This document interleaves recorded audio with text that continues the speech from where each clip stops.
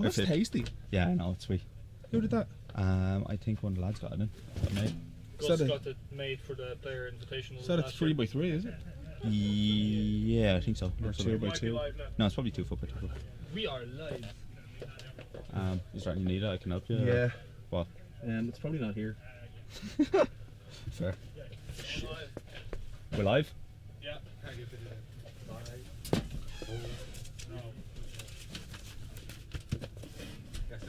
Hello everyone and welcome to Standard Thursdays here in Gamersworld. We're going to be starting off here with Connor Hughes and Gus. Or not Connor Hughes. Yes, it is Connor. Is it Connor Hughes? It I thought there was another Connor. Anyway, my name is Eamon Jones. With me I have Sandra Mars. So we're going to be covering this for you. So yeah, we have Standard. While you look for deck lists, right? yeah. Gus Looney versus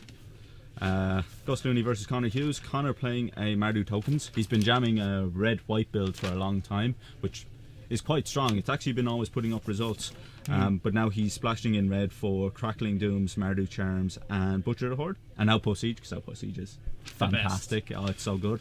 Yeah. And Gus is going to be playing a Sidisi Whip. It's carrying over from the old build. He thinks it's still good. He's playing one Ugin as well to make it just that bit better.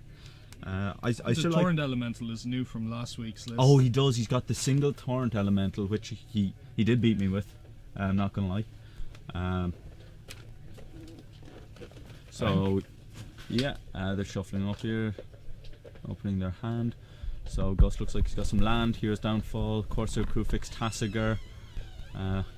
Connor has some lands, Crackling Doom, Sarn. Yeah, so it looks like Connor's going to be keeping. It looks pretty easy. He's got 3 lands, Crackling Doom, Sarn. Yeah, it's not a bad place to be in this situation. Unfortunately, it's okay, and we've got Gus keeping as well. Unfortunately, we have a problem here. His Connor's deck used to be much more aggro heavy. Yeah, he used to play like Black-White Warriors for a really long time. It actually won him a PPTQ as well. Very solid deck. Nobody expected it. Just aggroing out warriors, killing the opponent. So I like playing an aggro deck against these whip decks because their early game is so slow. It's really dirty. They're playing like turn 2 Wayfinder, turn 2, you know. Yeah. So well, we see that Gus has Corsair now, and looks like that's coming down. So yeah, there's your big fatty. Yeah. With a Tassiger on top. So that's his second Tassiger. I mean, the second one's always worse than the first.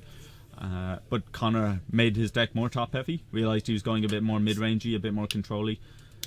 He's playing these, you can see here, Herald of Torments as well, just as a really good value card. If you can put that on something like Brimaz or even his Butcher, just to make it a really big beater, it's a big deal.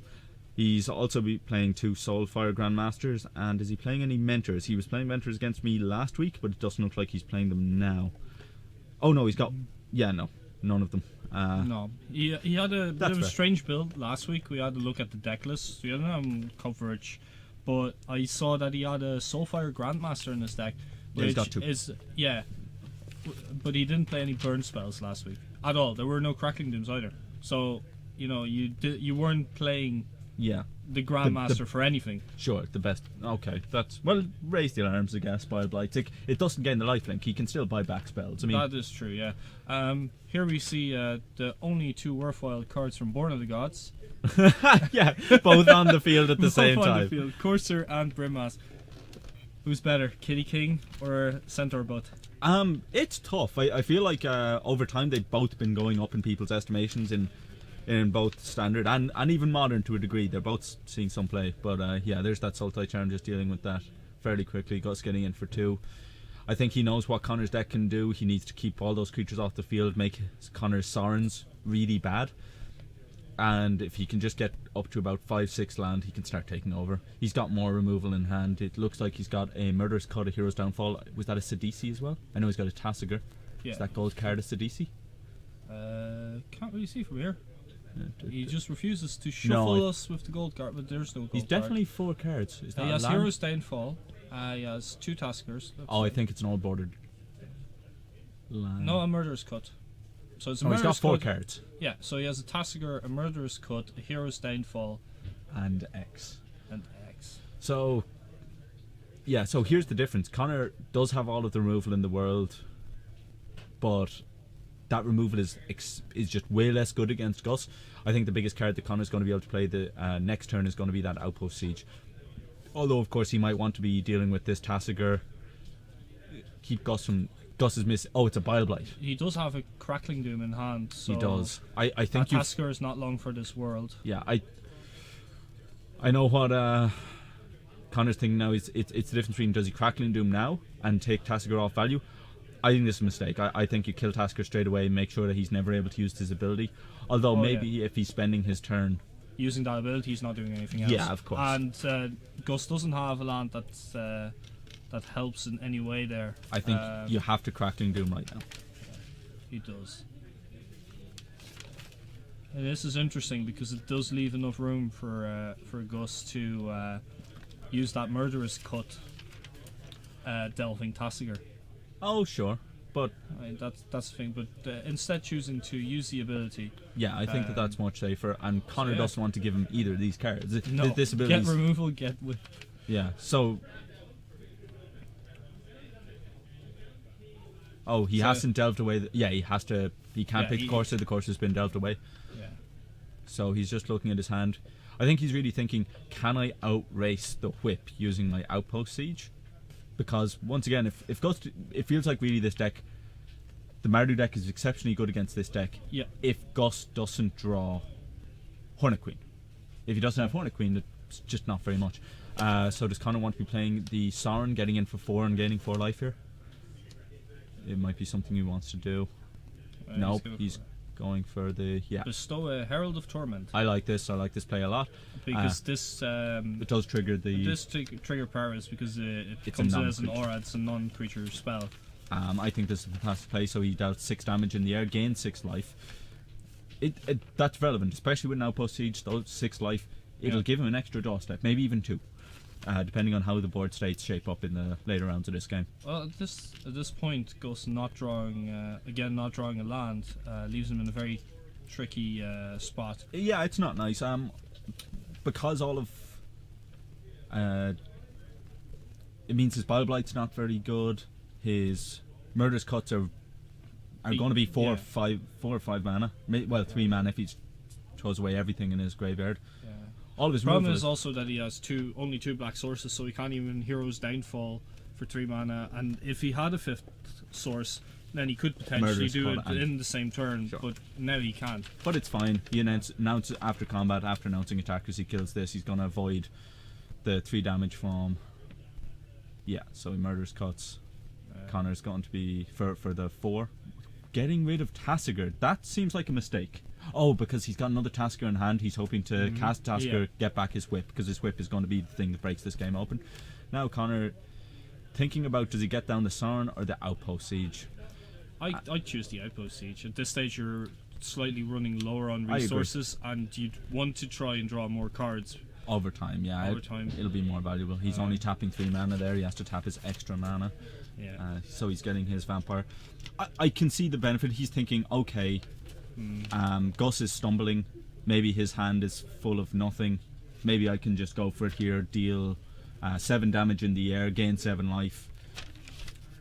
It's not a terrible play. I mean, once again, Gus only gets to kill the Herald.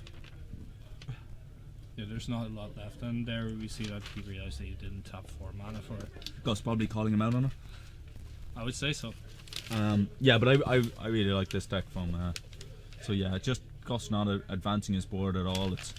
He's being quite unlucky with the cards he draws. He draws all the gas and draws none of the lands that has to go with it to make it good. But to me, like, he still has a boatload of removal. Yeah, so here's the plus. Swing in for 7. One of the Herald is going to be getting killed. Yeah, Murder's cut for full mana. It's fine. It's and now this Outpost Siege is going to come down and it's really going to turn the screws. But if Gus can get just some land off of the top, it's very good for him. So yeah, he's counting another black source is what we're looking for here. Sure. And here's that Outpost Siege. Gus, I think, let's see, does he have a Reclamation Sage in the main, which is going to be his main way of dealing with this? Usually these decks do. It doesn't look like it. No Reclamation Sage. He's got 2 in the side. Board, yeah.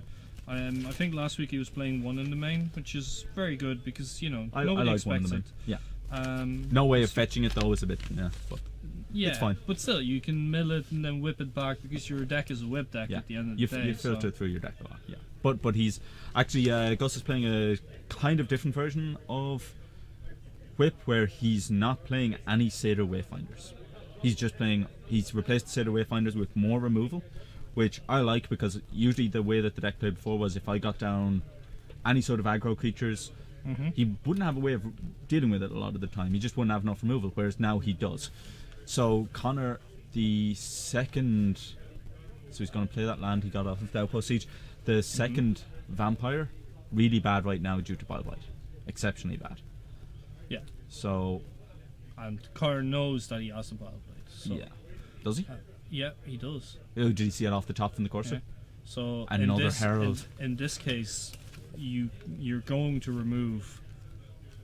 Yeah, so you're going to remove the vampire. You're Use not the going to bot. let him get away with a bestowed Herald of Torment swinging in for potentially 6 lifelink again. But I love Herald in this deck. I think it's fantastic. So yeah, making another vampire pass turn, not bothering going for the Sauron Ultimate, which is fair because We see a Hornet Queen in Ghost Sand, and there's an Urborg that he sorely needed earlier. he's one land off of casting that Hornet Queen, and then this game is really tough for Connor. Exceptionally tough. I mean, Hornet Queen is. Oh, definitely. Except that can't forget that Gus being on a very life total already. It's going to be difficult. He's going to have to remove one of these And creatures. here's that Crackling Doom off the top. So this Crackling Doom puts Gus to 4, which means that he can't actually cast Hornet Queen anymore because all of his green sources require him to pay life or Yeah. taking damage. Well, except for one, but yeah, absolutely, yeah, it's so not you great. can't cast anything anymore. And his Hero's Downfall just really not looking very good now. What's Connor drawing? Let's take a look. It looked like a Soulfire Grandmaster, I believe. It was a white card anyway. Could be a Seeker either way. Yeah. The other 2 drops. So yeah, it's going to be a swing. Kill the 3 drop. Take 2. Oh, take 3 because he plus Sarn. Gus is on 1. And does he have? As far as we can tell, anyway. Sure. So here's that Seeker of the way. Yeah. So Could have been Connor's- worse. It could have been a Butcher of the Horde. Yeah, absolutely. So let's see what's Connor's outs right here after the Hornet Queen. Yeah, Gus just not able to play the Hornet Queen, and he's got Doomwake Giant, which is not very good here. There's more removal. Double Orberg on field, excellent. I wonder what does Connor have in hand. Let's see. More Urborgs. That's yeah. So plus swing, and it's probably game. Okay. Bile Blight the Seeker. Hero's Downfall. Gus's hand extremely low. He's only got Hornet Queen and Doomwake Giant. Yeah. And So he's passing turn, so I wonder what Connor has in hand. I'm going to assume it's a land, I'm going to assume it's not very much. There's that There's- Doomwake. yeah. Though, not great here. I mean, that No, Sauron is it's still not. threatening a kill. And there's Crackling Doom, and that's good. Yeah, that's definitely good. So yeah, Gus being very unlucky with those lands and having removal spells, not being able to cast them in time, really meant that he was struggling to get. Struggling to the get game. any. Yeah. He didn't have any creatures on the field, any whips, nothing, no way of gaining his advantage, which is what his deck should be doing. So we're going to look at the sideboards here. For Connor, it's 3 Drown in Sorrow, 2 Glare of Heresy, 2 Abzan Advantage, 1 Elspeth, 1 Outpost Siege, 1 Hero's Downfall, 1 Mastery of the Unseen, 2 Hushwing Griff, 2 Valorous Stance. He's got a lot of really good cards against Gus right here. The 2 Hushwing Griffs, the Mastery, the Outpost Siege, the Elspeth, the 2 Abzan Advantage. I like all of those cards. The Abzan Advantage is fantastic. It's 1 white, 1 colorless. Target player sacrifices an enchantment, and you bolster 1 at instant speed. That card's great. It fights against Bile Blight with your Seekers of the way. It does a lot of good stuff. Yeah. So yeah, I'm just trying to see here how your suggestion of using the Hushwing Griff would do anything. Doomwake Giant. That's the only thing. 2 Doomwake and Giants. Hornet Queen. Okay, Hornet Queen. Yeah. Unbeatable card. You flash in a Hushwing Griff in response to a Hornet Queen. The card does nothing. It was a 7 mana 2/2 with flying and Death Touch. If he does land it, it's game. It's yeah, exceptionally hard okay. to play against. So in Gus's sideboard, Drowning Sorrows. I would definitely try and play Drowning Sorrows against yeah. all the smaller aggro creatures that come out. So we see Mastery, don't see as in Connor's deck. Yeah. So Yeah. Gus So has. if there's Manifests, then yeah. He also has Kioras, and seeing Connor play of one big threat. Kiora might actually not be a bad choice to just lock that out. That's fair. We'll definitely add Reclamation Sage because Outpost Siege, as you can see, it just turns into such an engine. Like drawing one card per turn extra and not having to do anything for it is too good. Yeah, well, and actually, negates can stop the planeswalkers. Sure, it does Stop all they stop Crackling most Doom, things. solid Yeah. that sort of. We'll actually call out Gus's sideboard. 2 Drowning Sorrow, 3 Thoughtseize, 3 Ashiok Nightmare, Weaver, I think. Yeah. 2 Kiora Crashing Wave, 1 Bile-Blight, 2 Reclamation Sage, 2 Negate. I agree. Thoughtseizes could be very good against Connor here. Then again, like with the Crackling Dooms and with all the damage that directly goes to the face and how aggressive many. the deck. There's only 4 Crackling Dooms. They're the only Yeah. thing that damage the face. I like the Thoughtseizes here. I mean, you can rip apart a person's hand fairly quickly. Then the Thoughtseizes become just fuel for your Tassigers. Connor taking out the Brimazes here, his 2 Brimazes. He's clearly not liking them in this matchup. They just get killed so easily. I'll actually call out Connor's deck just because I think it's quite interesting. It's 4 Secret of the Way, 4 Raise the Alarm, 2 Soulfire Grandmaster, 1 Bile-Blight, 2 Brimaz King, 3 Herald of Torment, 4 Crackling Doom, 2 Mardu Charm, which is a great card in this matchup, 3 Sauron Solemn Visitor, 3 Butcher of the Horde, 2 Outpost Siege, 4 Wingmate Rock, 1 Elspeth, and then a bunch of lands. I dig this deck a lot. I think it's quite good. It's a Mardu deck. That's No, it's not. It's not your regular Mardu deck. He's foregone. He's made it a bit tighter, made the mana base not as bad. He's not playing any Goblin Rabble Masters, yeah. which I like. I'm not sure how good they are right now. So yeah, it's definitely quite interesting. Connor does have the potential. See, I think that this was his feeling. He was like, okay, sometimes I can aggro rush them with some of my low drops like Seeker of the Way into Herald of Torment into Sauron, and I can just win the game that way. But I'm not so susceptible to cards like Drowning Sorrow and Anger of the Gods that people are just playing everywhere, or Bile-Blights, because I can just go over the top. I can play my Wingmate Rocks and all of that sort of stuff. Because it's funny, Wingmate Rock with that raid trigger, people have to get out of the habit. It used to be so set in stone that you wait for your opponent to attack, and then after they attack you play your kill spells just in case they're doing something else. Yeah, you can't do that anymore. You can't do that with raid anymore. So going to see Temple Melody off the top, Gus keeping the card on top, not something you want to be seeing off when you're Connor. So usually a lot of these games you're trying to get down your tap lands early because no one has any early plays. You want to get those out of your hand onto the battlefield, not lose any advantage, make sure you're dropping all of your things on the curve. I'm temples, they're very strong. Temple, yeah, a lot of people I think were really complaining, moaning about them when they were shown because they're just not as good as Shocklands. But they've really shown their worth over time. They do benefit more to a mid-range. But there's a Soulfire Grandmaster.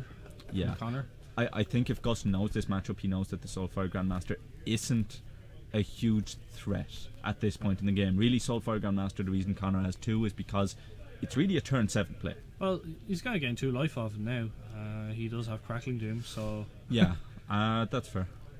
He's going to be gaining 4 life and dealing 4 damage to... he's turning the Crackling Doom into a War Leader's Helix that kills a creature. I mean... Yeah, seems fair. Yeah. Crackling Doom is a fantastic card. It's the best. I feel like that was the main thing that led Connor to splash into red. It's definitely the best card in many of those decks. And we're going to see Sidisi come down.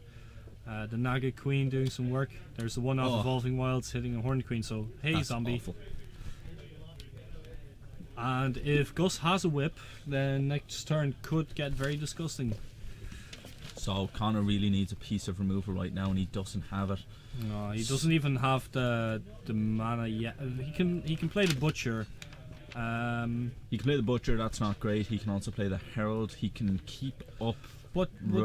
Raise the Alarm, which I in this case I'd like to keep up Raise the Alarm because you can leave you can just leave it until next turn, like play a land, and say go, because he has 2 lands. He knows that he can cast Wingmate Rock soon. He knows that he can cast Butcher, but if he waits this one turn takes a little bit of damage. Next turn he can swing in with a hasty butcher, give it vigilance, give it lifelink, whatever he wants really, because he has those 2 spare soldiers, and He's just we see passing that turn. he's probably going to do that here. I think there's also a Herald of Torment in his hand. What I actually think he's going to be setting up for isn't the next turn butcher. What I think it is going to be is he wants to get down his raise the alarm tokens, get in a swing, and get his wingmate rock raided. I think that's his main plan. Next turn is definitely going to be a wingmate rock turn. Because we saw Gus first trying to play and the miss from Sidisi. and he's going to be taking the 5, but Sidisi can do a huge amount of damage if unopposed. So what's it, 5 mana? Torrent Elemental. What does this do? Torrent Elemental is a 3/5. When it attacks, Tap all creatures yeah. target opponent controls. Yep. And also it has an ability for 5 mana, 5 either green Return and black. From exile. Return from exile to the battlefield tapped. Yes. Can you do that only at a sorcery speed? No. No, end of turn. Yeah, fantastic card. I like a one-off in these Delve decks. I think it's pretty It's sweet. better than you'd expect it to be. I think, in general, what we've seen from these sets, and feel free to disagree, but there's a lot of very strong cards in these. Or is that just me? Like Kanzatark here just seems quite good. Oh, it's very strong. I think it's a really strong set. I think it's quite good. I've been lauding the strength of it for a long time. I think it's been needed. I think Theros was a bit muck. To be fair, it was a bit. Is bland a good It was word? really bland. It was super bland. I liked for something that should have so much flavor and so much interesting things happen. It was really bland, and I think it was a kind of a step back. So if I'm Connor now, I think I just throw in the 1 soldier. Oh, he's okay. Hello. Oh, I like this play a lot actually. Yeah, this will hurt. Yeah, get in for 5. 5 lifelink. It's pretty sweet. 5 life links doesn't seem too bad. So that negates the damage from last turn. You already gained some life with that crackling doom. Yeah, all things considered, this whole matchup seems very poor for Gus. Yeah, it's very strange. I would have thought that it would have been more in Gus's favour. It's because he took out the Seder Wayfinders and the Caryatids. I think he just didn't like how slow and grindy they were. But maybe, So he hits a Reclamation Sage there, getting him another zombie. Funny enough, Reclamation Sage not being as good in this matchup as against normal Mardu decks because Connor not playing any Chain to the Rocks. Which I like. I love Chain to the Rocks. I think it's a fantastic card. Sometimes It's a really good card. in a lot of matchups it's 1 mana Source to Plowshares. Yeah. But so he's got double Bile Blight in hand. That's pretty. He can only cast 1 of them though. Oh yeah, here was Downfall the Soulfire Grandmaster there. Yeah. Yeah. So he's going to go combat. Okay, Connor drawing another Herald of Torment. Yeah. It could get interesting. Yeah. Gus is not as far behind this time as he was last game. So I think that Connor is going to announce combat. Gus is probably going to kill something. But killing anything isn't very relevant right now because no matter what, Connor's going to be getting those raid triggers. He is. There's So- no way that he can remove all the creatures at the moment. I feel like you have to get Wingmate Rock down right now. Yeah. ASAP. Of course, Wingmate Rock being tapped down and Connor no way to gain life at the moment makes it a little bit harder. Yeah. I think Connor just seeing as well how much life he could lose, how much life he can gain, And things then like this. thinking about the Sorin and then using the Sorin, I don't actually like that play. Because then you leave your Sorin open, you don't get anything from him. Well, you do. He's going to gain some life, you get in some damage. So Gus is on 10 life. It looks like Connor is on 15. So yeah, he's thinking about the Butcher. Getting rid of sacking one of his soldiers. Give it haste, get in for 8.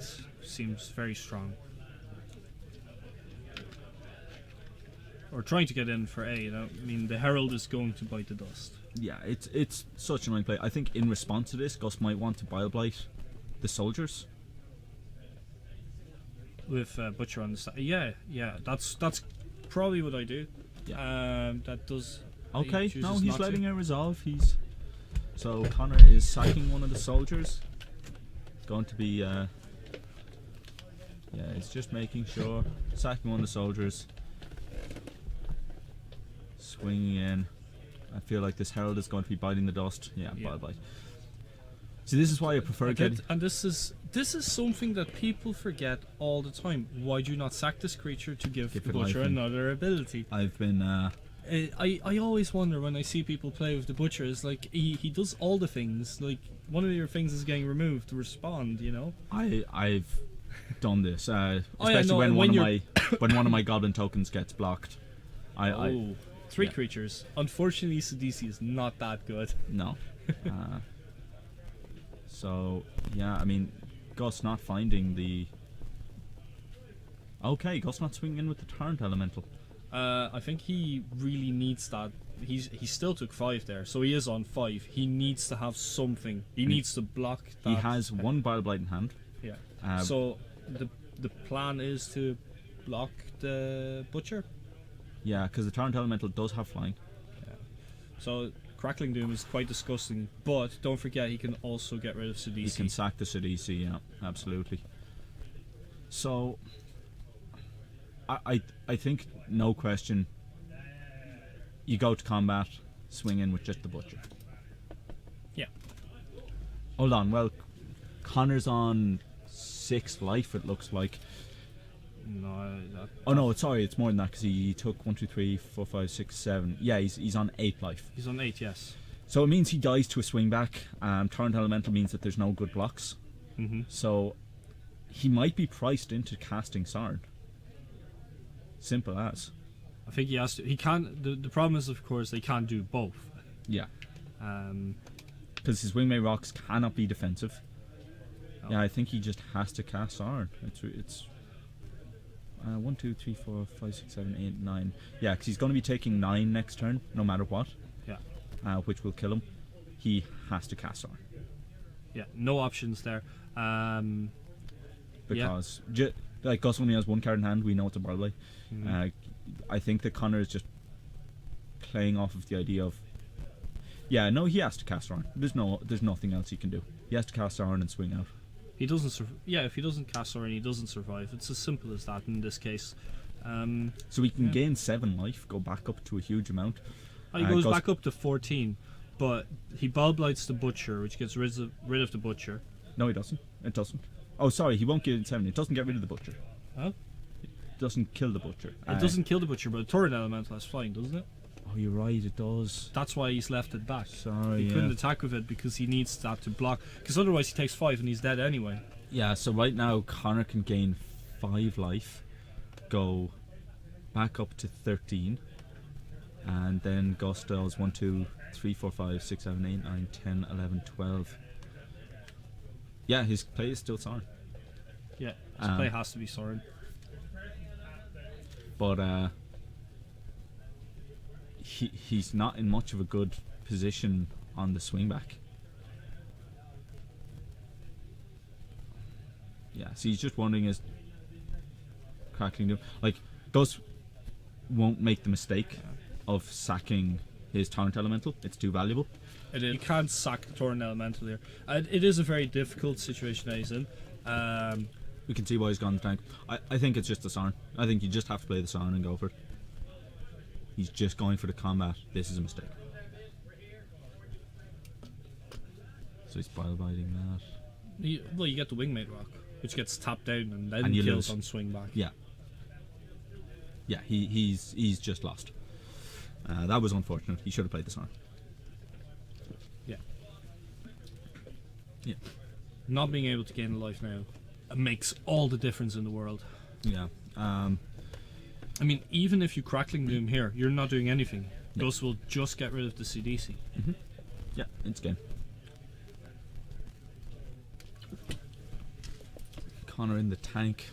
He's counting out how much damage he's going to get on that swing back. His Herald of Torment not going to be... realising again what Torrent Elemental does, with Gus having that removal spell. Well, I think he needs to stop thinking about it. He just fires off the Crackling Doom. If Gus makes a mistake and sacks the Torrent Elemental, then he might be okay. If he doesn't, it's game. Okay, he's sacking to gain the 3 life. No, you fire off the Crackling Doom now. He doesn't gain 3 life because he didn't do anything there. It's only he gains 2 life. 2-1. He gains 2 life. No, he should fire off the Crackling Doom first to see if Gus makes a mistake. If he doesn't, it's game anyway. Would Gus make that mistake here? Hold on. Wait, sorry. Let's see live totals. Sorry. He's back up to... Yeah, so he's on 10. Mm-hmm. 1, 2, 3, He's 4, still 5, dead. 6, 7, 8, 9. No, he It takes is 9. No, it's 10. That's 3 power, that's 3 power, and those are 2 twos. He crackling dooms. Yeah, he crackling dooms. So he goes Okay. to 1. But Yeah. Gus has this huge board state.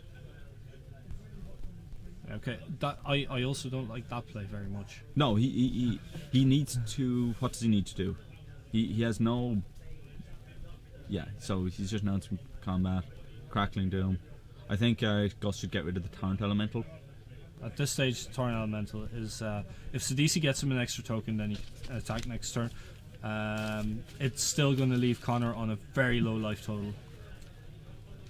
I And think Connor's... No, I was going to say Connor's only out would be in Elspeth, but he doesn't have the extra land to play Elspeth. I don't think Connor has anything. Gus Getting rid of choosing to Sidisi. get rid of Sidisi. Gus. So Only attacking for 6 here. only attack. So, okay, I can see that. They're Doesn't seem both too bad. they're He, both on low life totals, but yeah. Connor has no haste creatures. Gus might be playing around a dragon. Stormbreath Dragon. Mhm. You know The only real dragon. Let's be honest.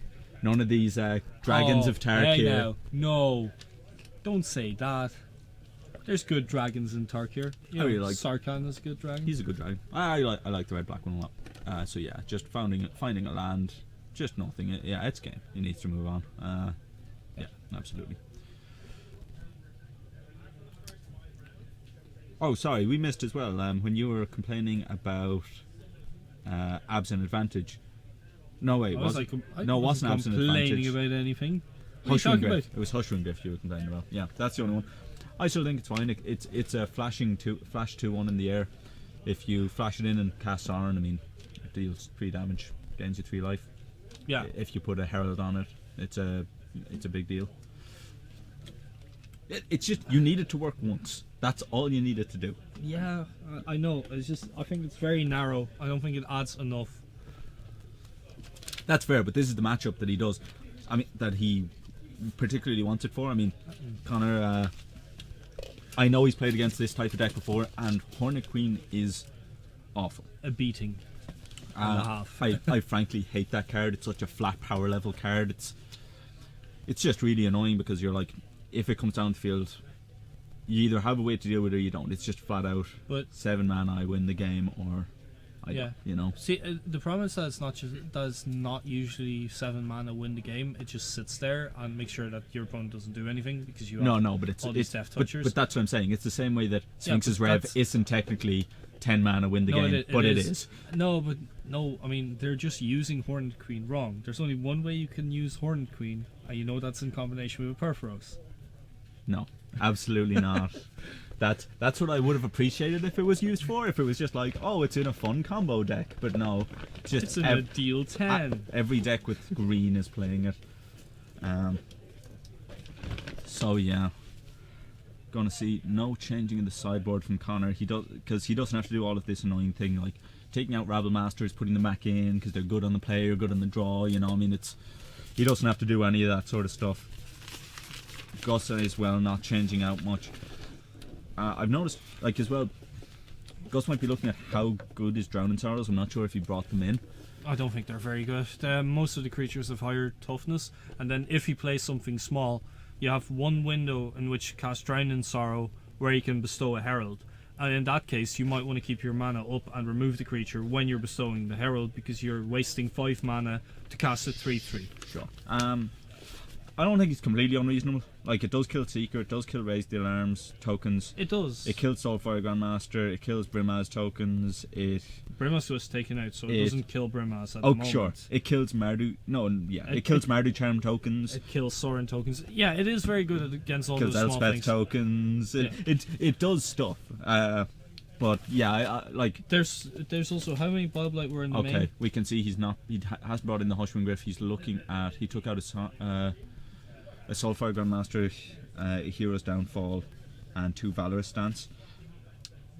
But against a regular whip deck, I'd agree with that. But I like having the Valorous Stance against Gus, not to kill anything, to make your things indestructible.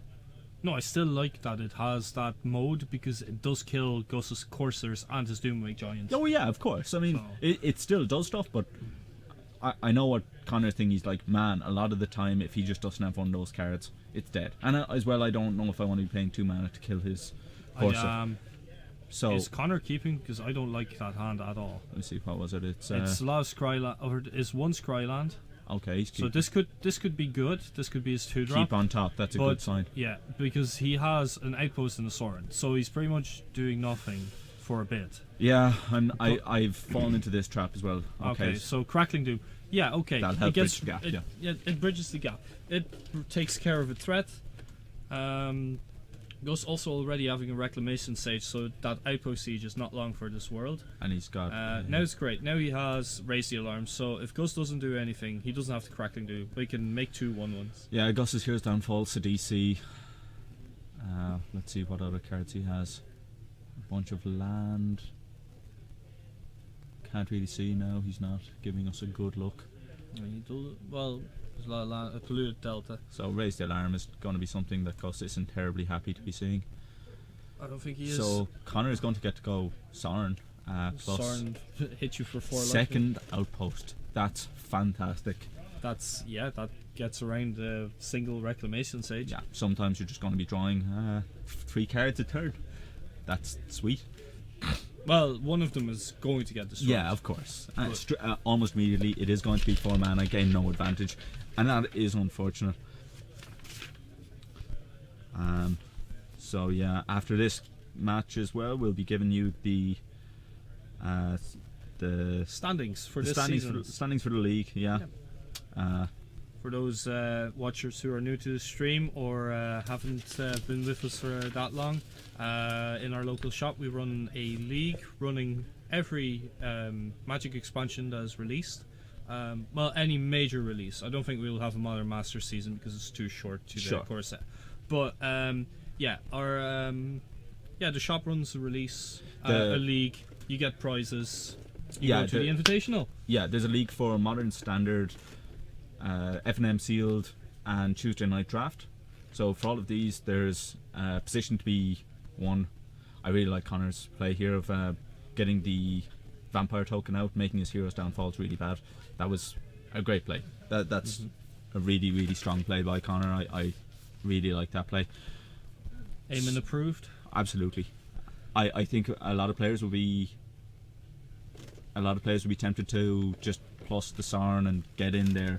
Although he is playing around as well, the Bile-Blights. Oh yeah. Because a Bile-Blight there would be actually not a huge blowout, because he'll still have the Sarn. Here came a Wingmate. Oh, does he have off the the top. land? He does have a land, yes. This is gonna. It's a massive play. Yeah. Yep. There it comes. Here's that Wingmate Rock, and Boom. Gus is going to feel sick, desperately sick to his stomach. Just right now, Walking away from the table. just getting up, and he's like, I've seen enough. No, he's gone to the bathroom. He just passed us, but yeah, that's 8 flying power in the air. And then there's 2 outpost sieges in Connor's hand. Yeah. So yeah, the Sidisi, like, he's got no good attack with Sidisi here. It's tough. I think the only good attack is if he has Bile-Blight in hand, which we don't know if he does or not. And even then, what do you do? Oh, it's easy. You swing with Sidisi and the zombie. And Yeah. Well, okay, yeah. it's very easy. He blocks with the soldiers. I don't care. Oh, sure, but then, but you know, I'd rather be doing that, because then, if that's the trade, fine. Because otherwise, you know, my Sidisi's doing nothing. I need her to be advancing my board state. That's also true, yeah. If Connor is willing to give up those soldiers, because those soldiers are actually more valuable than just blockers. We can see from Connor's deck. I mean, they're a good feed for butchers. They're great with Sauron. There is plenty of play with them. Sauron is disgustingly good with that +1. I think minus 2 as well. But I think Connor's version of this deck is probably the best Sauron deck I've seen. yeah. He's fine in Abzan. He can really close out games, but usually that deck's winning already at that stage. Well, you know, you have to wonder: do I rather cast Sauron or will I cast my Siege Rhino? Cast both. Yeah, cast both, but like you cast your Siege Rhino and you've won anyway because Siege Rhino. you don't get back from that. Sure. So Gus is staying this down. He's got a Tassiger, an Orberg. He's looking. Yeah, I think that he's seeing if he can delve away enough to cast Tassiger and keep something in his graveyard for Tassiger to be good and have removal. So right now he's got 5 cards in his graveyard. So yeah, he should be able to play a land, get Tassiger, he's and gonna fetch with the Polluted Delta Okay. to add that extra card there. excellent. So he drew the Polluted Delta. So I presume he might be keeping Sultai Charm. Actually, this is another thing as well with the Sultai Charms. That takes care of artifacts and enchantments. It's It's a very strong card. Should not be underestimated. Nope. Can be played in many things. So Gus is actually playing, how many of those Sultai Charms is he? He's playing 2. I hear you know this from yesterday. I was wondering about that. Did Michele run a Sultai Charm in that deck that he was playing, the 4-color? That was Gus. No, Michele is Gus, playing 4 Gus colour? was, Gus was playing a Jundi deck, is what they used to go by. Sure. But Michele was playing a Gifts Ungiven Sultai Splash in Oh, white. Sure, With yeah, Knight of that the was a great Reliquary. deck. No, it didn't play Sultai Charm. Okay, Because that would be a great deck to fit Sultai Charm. Just Sultai Charm being good. so this is a weird one. Gus just swing in with the 2/2. I mean, Connor just take 2. Why not? I mean, I guess I think that this was just a play of Gus representing the Bile Blight. You know, Yeah. he said, "Yeah, I've got a Bile Blight. I'm going to swing with this and see if you block with your wingmate rock, and I'll kill it." You know, I think that was his idea for the play. Right now, if I'm Connor, I'm just swinging for 8 damage in the air with Crackling Doom backup.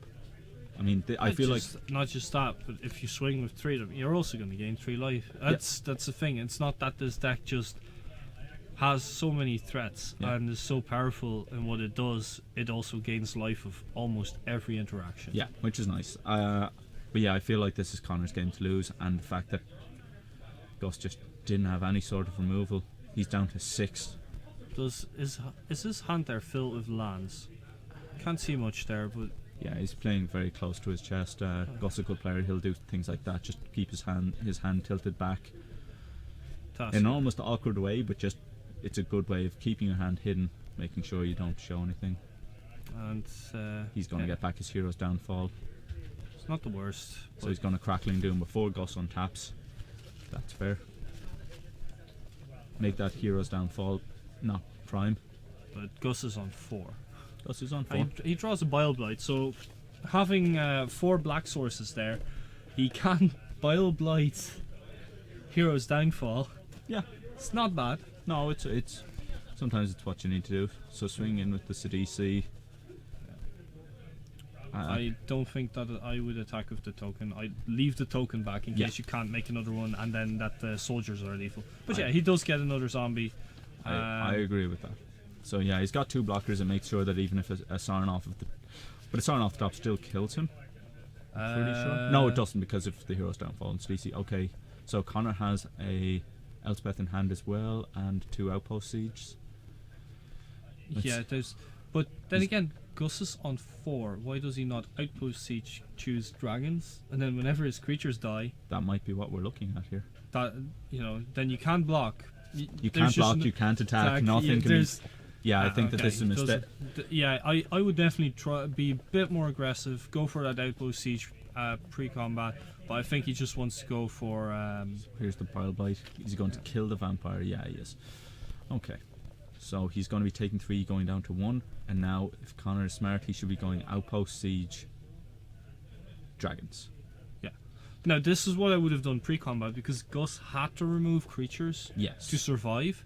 Don't cast Elspeth. Don't do it. Just name dragons. You can't lose. It's- Although there is off of the top if Gus does get No, there's nothing in... Well, if Whip, and then what? he gains a bunch of life. Okay, he gains 7. Yes, and then it turns off dragons. It does turn off dragons, yes. That's the only thing. But yeah, you're right. He should have done it before attacks. If he did it before attacks, Then he would be dead. Because he would have had to remove... he would have had to Bile Blight. yeah, and then The he'd get to birds- swing in with everything. Connor would get to swing in. Reclamation Sage taking care of the Outpost Siege. So now he has blockers. doesn't have a flying blocker, so he's still dead. Unless he can get himself, unless a card in his hand is Murderous Cut. Sure. That's the only card. But And Hero's Downfall. Gus is on 1. He has Bile Blight. So I think that Connor might be figuring out as well. I hope he figures out, like you said, playing Outpost Siege before attacks, name dragons, make it unlosable. Yeah. Yeah. Dragons. Has to name dragons. Yeah, so Gus has a Bile Blight in hand. If he does, yeah, he's just attack and that's game. Yeah. As long as he named dragons. If he named cans, so he takes 2. I think he might have named cans. He did. He named cans? Yeah. Oh, he dealt 1 to, okay, he named dragons, dealt 1 to Reclamation Sage, 1 to Gus, just to rub it in. It's like, yeah, kill that Reclamation Sage. That was a good match. It was a very good match. It was unfortunate. Game 1 and 3, I don't think Gus ever really got into the games. Yeah. Because his deck is so much slower than that Connor is playing. Yeah, I think that, like, Gus is testing out not having the Seder Wayfinders. I kind of agreed with that to a point, but the more I'm watching it, the more I'm thinking he might just need them. They might just be a necessary evil that are terrible late game, but just something you have to do. Yeah. So we're going What are to. you talking about? Seder Wayfinder. What? Seder Wayfinder is Yeah. one of the best cards in Standard at the moment. It's so terrible late game. It's absolutely anemic. Graham and Dave or Francesco code. Graham and Dave. So, I'm going to call out the standings right now for the Standard League. Well, the first 8 or so. So Dave Murphy is in first with 36 points. We're going to actually be getting him on camera just there now. Sean Fitzgerald is with 28 points. Gus is on 27. Graham is on 27. Graham, who is going to be playing against Dave now. Connor is on 19. I am on 18, and I won't be playing anymore. The man himself. Yeah. Oh, Eamon. I'm out. We're gonna miss you. I know. No more Standard for you. No, well, not for a while. Are you gonna make that move to Modern? No. I'm No? going to take a break. So yeah, we're going to see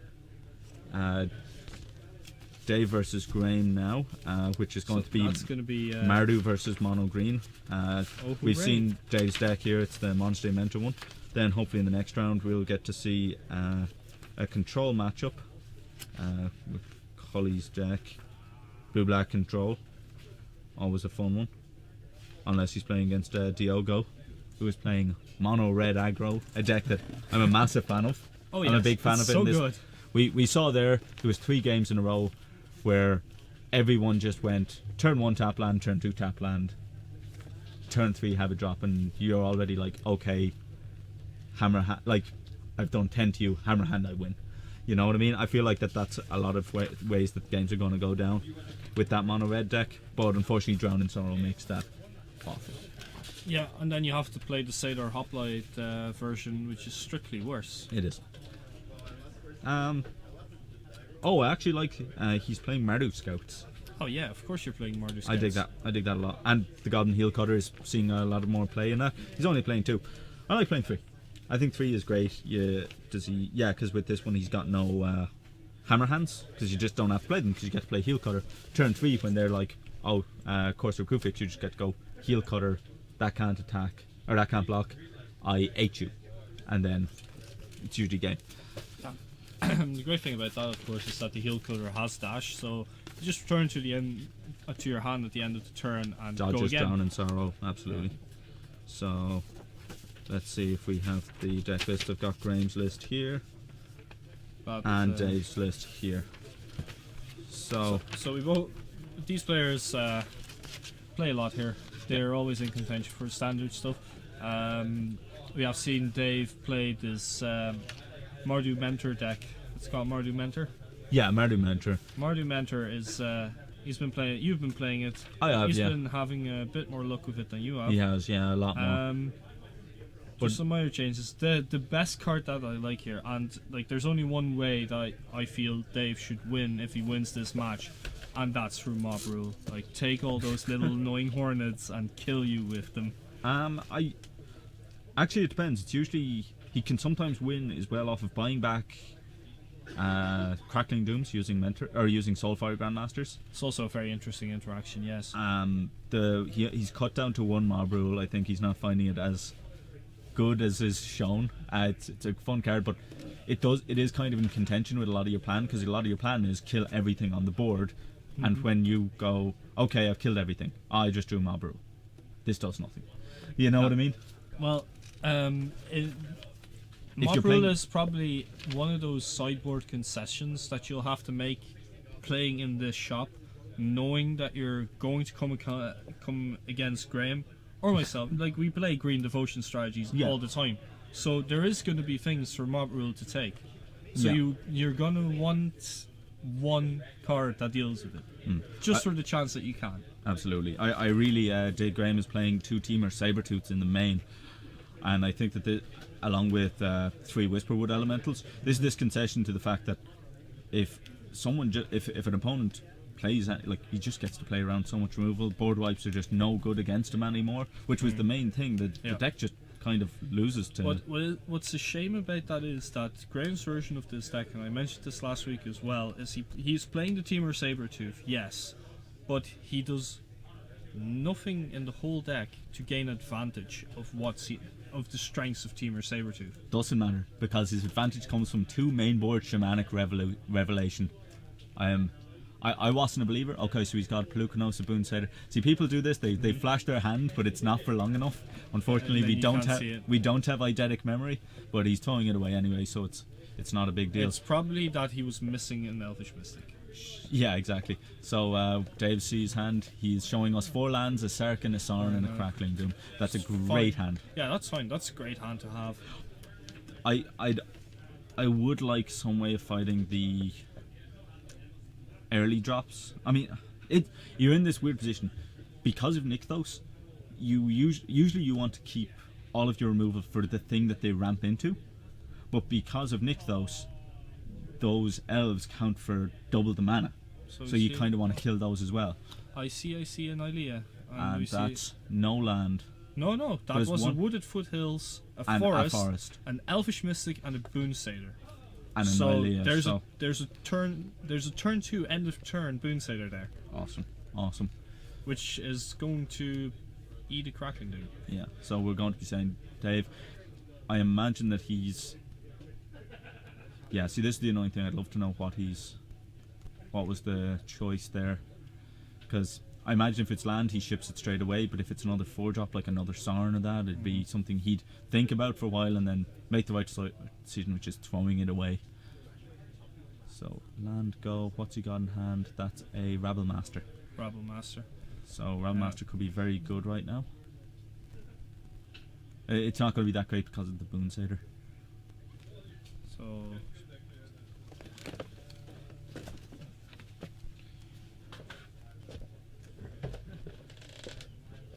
So, yeah, Dave end of turn fetching, going to be getting...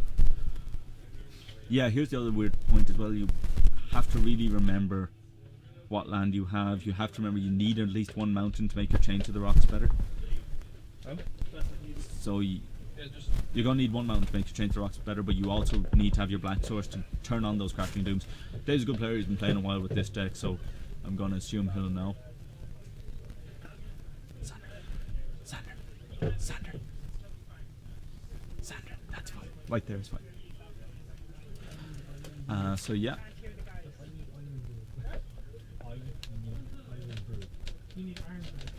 thank you. So it looks like Dacey's just passing the turn, wanting to fight against a Pelucanos or something like an end of turn Boonsader. But Like this? yeah, absolutely. I did mention that this was going to happen. Oh, in response, he was Crackling Dooming the Elvish Mystic, and in response, or not in response, but Graham tapped it for mana and cast out the Boonsader. Which is fine. Was not as fine as you'd hope. It's not a position that you want to be in. That you try to kill the cut off mana and then you see this Boonsader come down. Yeah, it's Sarn minus. It's pretty good. Yeah, but see, that's the thing. It's this kind of gamble of it's like, okay, will I kill the mana dorks? It's going to be another boon. It's Oh. another boon sailor. Grim. Okay, so that's Zubat.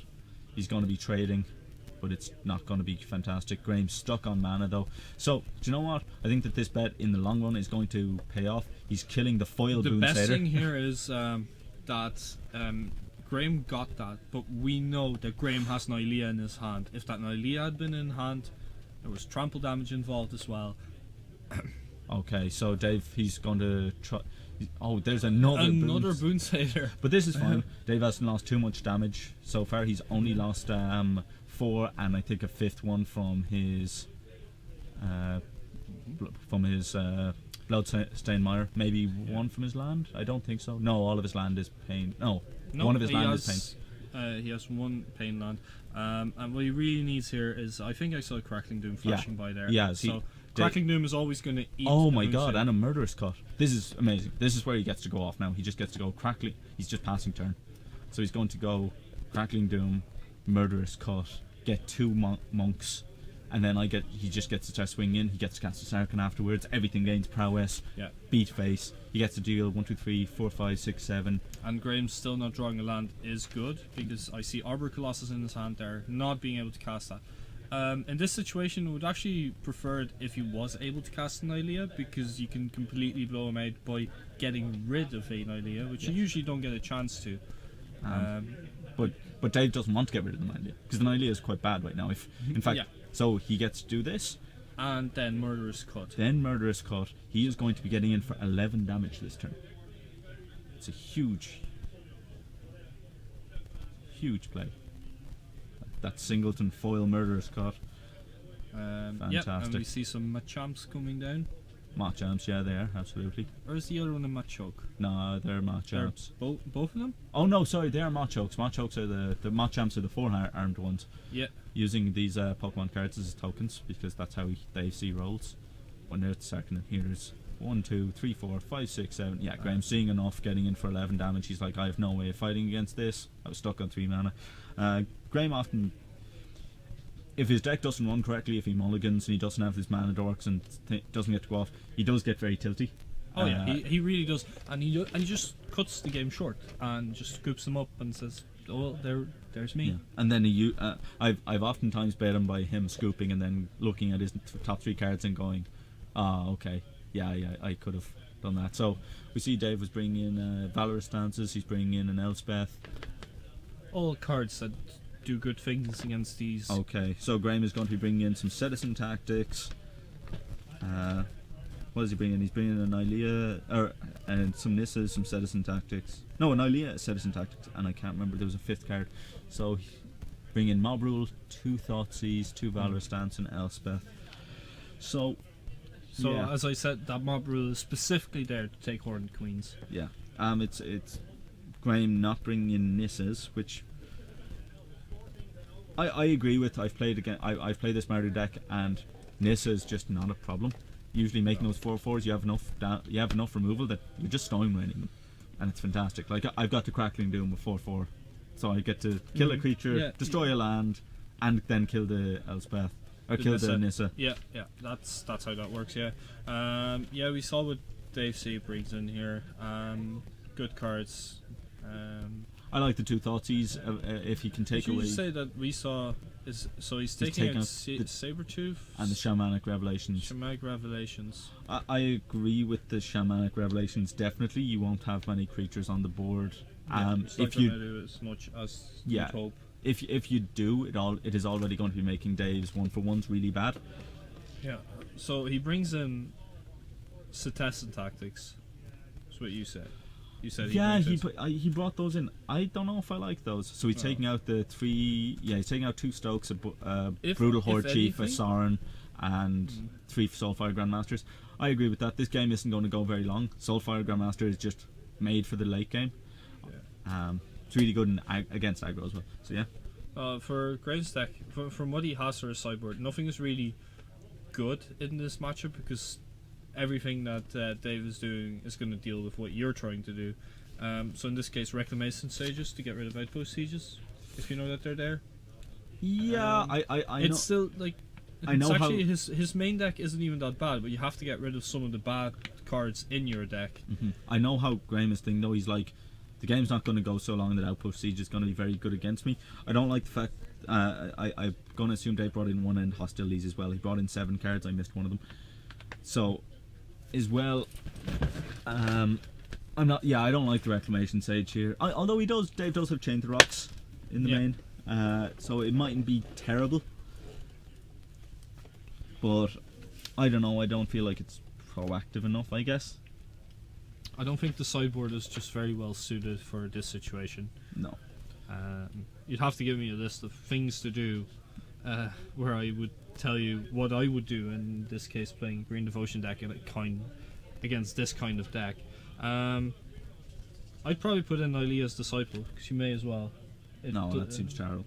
It's the gaining, like, Dave sees deck isn't a dedicated burn deck. The gaining the life isn't going to matter. If the gaining life, if you're, because you're looking really with Ilea's Disciple to gain about 10 life, and if you're getting 10 life, you have enough creatures on the table that you're already doing something.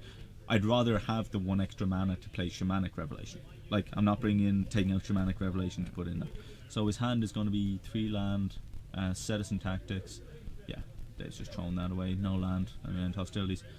This deck has 25 lands in it, but my god, have I mulliganed so much because of not having enough land. It's awful. Yeah. So yeah, I'd wish Graham would give us a bit more time looking at his hand. He's just sorting that himself, cleaning up his sleeves, making everything look nice. Yeah.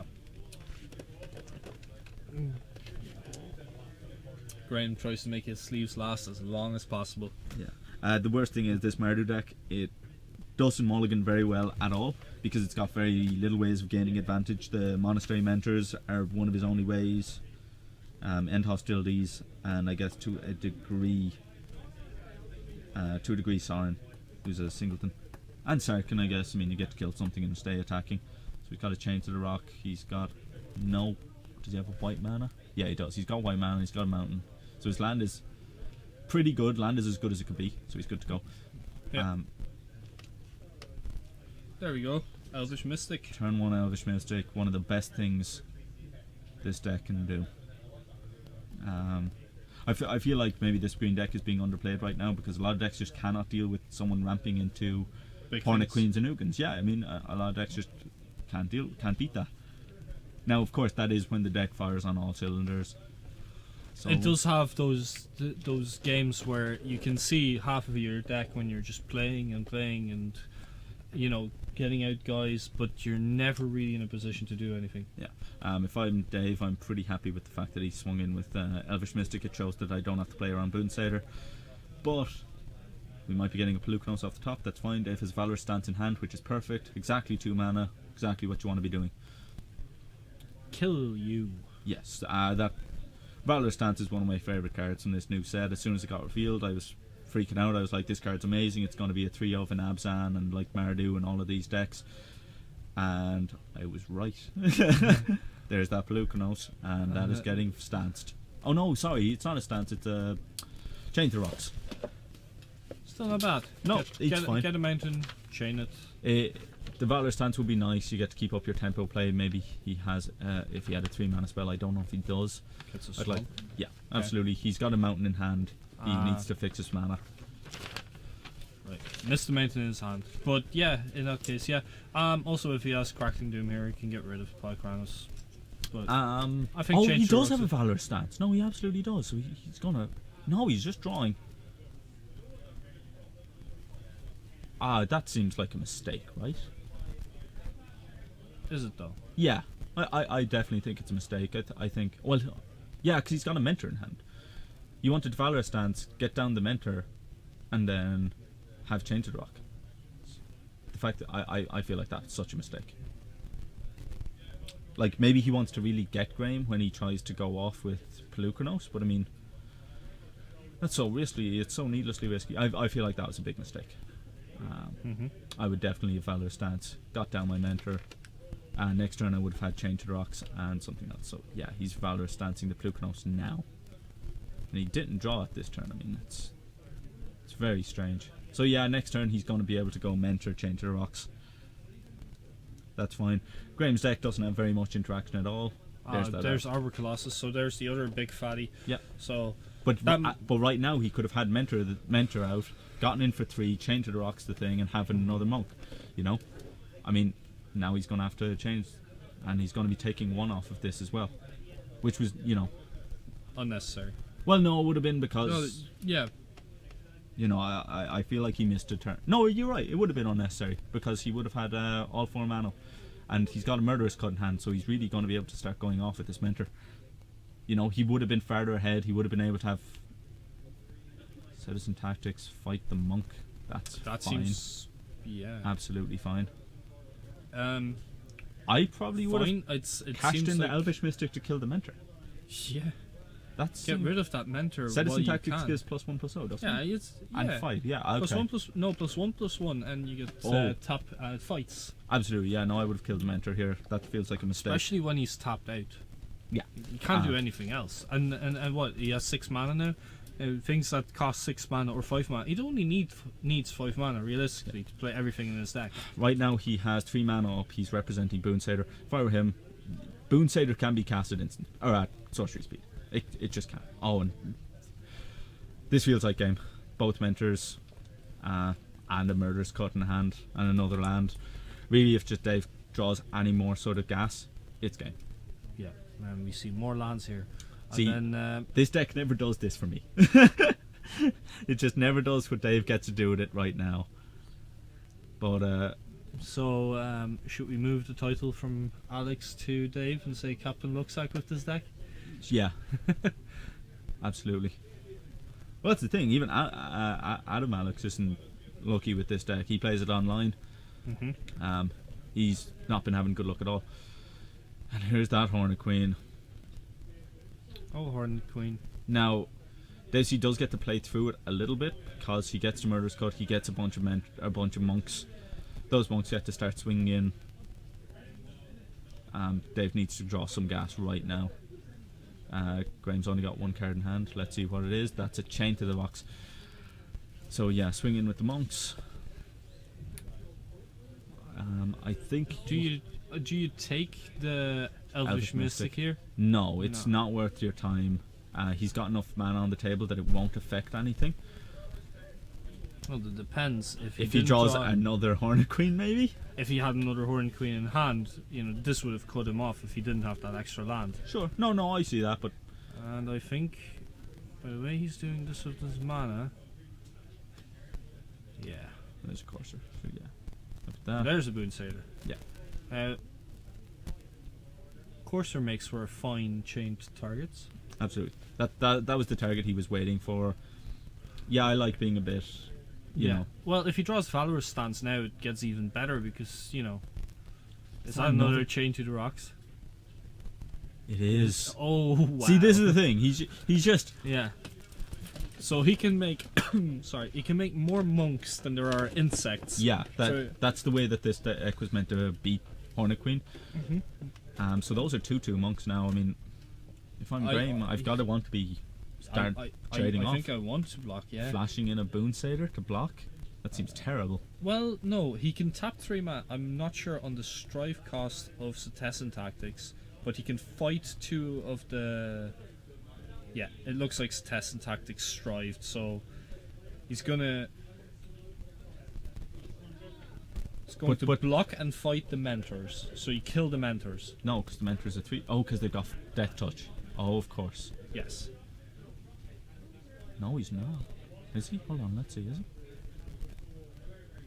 But if he fights the Mentors at the moment, he's going to kill his tokens before blocks. No, he's going to block and fight the other 2 1/1s so that they die. I think that's what's happening here. Okay. And then using the last one to fight one of them. Oh, could he strive all of them? Sure, okay. So he's got... No. No. Because he had to use them all. No, wait. Why does Dave only have... Yeah, Dave should still have a monk. Yeah. Mention how much Dave chokes all the time, yeah? Except he's not choking. He's drawing off the top, just gas. Because he's a scum. I'm just saying... Hey, you should still have a monk left. Yeah, do you want to go out and call that? see what happens. Because So wait, hang on. There's two. There's blocking. There's tapping. There's 3 taps. So he kills a mentor, and 2 of the other monks. but 2 of the other ones were blocked. No, there was the 2/2/2 monks, Yeah. which he blocks, but then he fights the other 2 1/1 monks. Yeah, but the one that fights the mentor trades. Sure. Oh, okay. Yeah. No, I see what you mean. Yeah, no, this is fine. They are absolutely correct. It did look a bit weird there for a moment. It's a complicated card. And Butcher off the top. And Dave going to just pass turn. Yeah, he can't. There Can't would- chain. He can. Is he bestowing? He's bestowing that onto the insect, and now the insect does turn into a target that's worthwhile. Graham only with 1 card in hand. The best card that, if I was Dave, that I want to be seeing here is a Courser. No, because you you want see- it. The no. best card you wanted is an Elvish Mystic. An Elvish Elvish Mystic or Courser, because with Courser he forest. sees what a forest also fine. So here we see Chain to the Rocks taking care of that insect. Get a monk. making a Get monk. in for 5. Yeah. That's all 3 Chain to the Rocks out of Dave's deck. Taking care of various relevant things and also irrelevant things. Taking care of business. That's what he's doing. Oh yeah. So let's see. And the land go. I guess Graham really fighting to find his Hornet Queen now. There's a Nyctos not doing anything anymore No. at the moment. Not very valuable. Graham just passing the turn. Okay. Let's see. So Looks like they found more gas, of course. Unless he's just representing, Lightning Strike. Kill that guy, get my monk token, swing with everything. Blocks the mentor. So he's going to be taking 7 here. yeah. And Dave's just got a monk. Looks like Graham's onto a single digits. And that's game. Carry it in hand. So this is, but like I said, Graham's deck not going as well as it could have. Definitely not. No. But well done to Dave C for fighting through that Hornet Queen. Very strong. So that's 2 games over. We're going to see if we can get in a backup feature. But yeah, so the deck can beat mono green. It's tough if the green deck just goes off and you draw the wrong side of your deck. I think Graham did draw the wrong side of his deck there. We didn't see any of the Whisperwood Elementals. We didn't see Many of the big creatures. many of the big creatures. He We drew didn't a lot see of land. He drew a lot of land. He drew a lot of irrelevant spells. And again, I still don't really like Test and Tactics there. It may just be better than anything else you can do. Well, no, do you know what? That Citizen Tactics would have been a mile better if Graham used his Elvish Mystic, his original one, to kill the other mentor. Because then Dave wouldn't have been able to win. Because it would have gotten to a point where he would have had a monk token and a butcher. And without that mentor to really capitalise, just, it might have been great. I want to bring in Dave C and ask him why he didn't cast Valorous Stance to kill that Boon Satyr on turn 2, so that he'd be able to cast Mentor and have both Chain to the Box and Murderous Cut up in order to really twist the knife, gain a lot of advantage. But yeah, you can see Dave bringing in a lot of cards. Brings in a total of 7 cards for this matchup. Yeah, Elspeth getting rid of all the big things while also being able to make you blockers if they don't have trample. Valor Stance killing their creatures, making yours indestructible. Mob Rule taking all their hornets or taking all their big things. Thoughtseize is disrupting their hand of key. Just the big things really, you take them out. It's just 1 mana. Or in the early turns you take care of their mana dorks, and if they're light on land you can't do anything. And End Hostilities finishes the game. Well, No, it doesn't. In this case, I wouldn't actually board in End Hostilities. I mean, there are 3 Whisperwood Elementals to consider, and That's if true. he does that, with It's- a lot of creatures on the field, it's a game, yeah. yeah, I think the Elspeth's not that great right now because there's so many things that just beat it. I mean, Wingmate Rock beats it, Hornet Queen just absolutely demolishes it. There's so many things, but it's kind of a concession of, it's like there's nothing else really good in that spot. You kind of just have to play one, and sometimes she can be very good and other times she can just do nothing. She's very good with Sarn and Brutal Horde Chief in this deck, but of course they've taken out one of each of those cards. So yeah, it's going to be an interesting one. I'd really like to bring in Dave C, ask him that question if Yep. we want to see. So yeah, once again we're here in Gamersworld. It's Thursday night. We're just playing standard.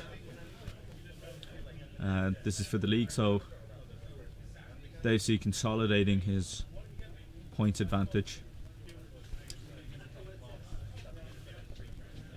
So yeah, we're waiting here for a moment while Dave C packs up, and it's going to come in and answer why he chose this line of play, which eventually won him the game, but could also have gone horribly wrong for him there.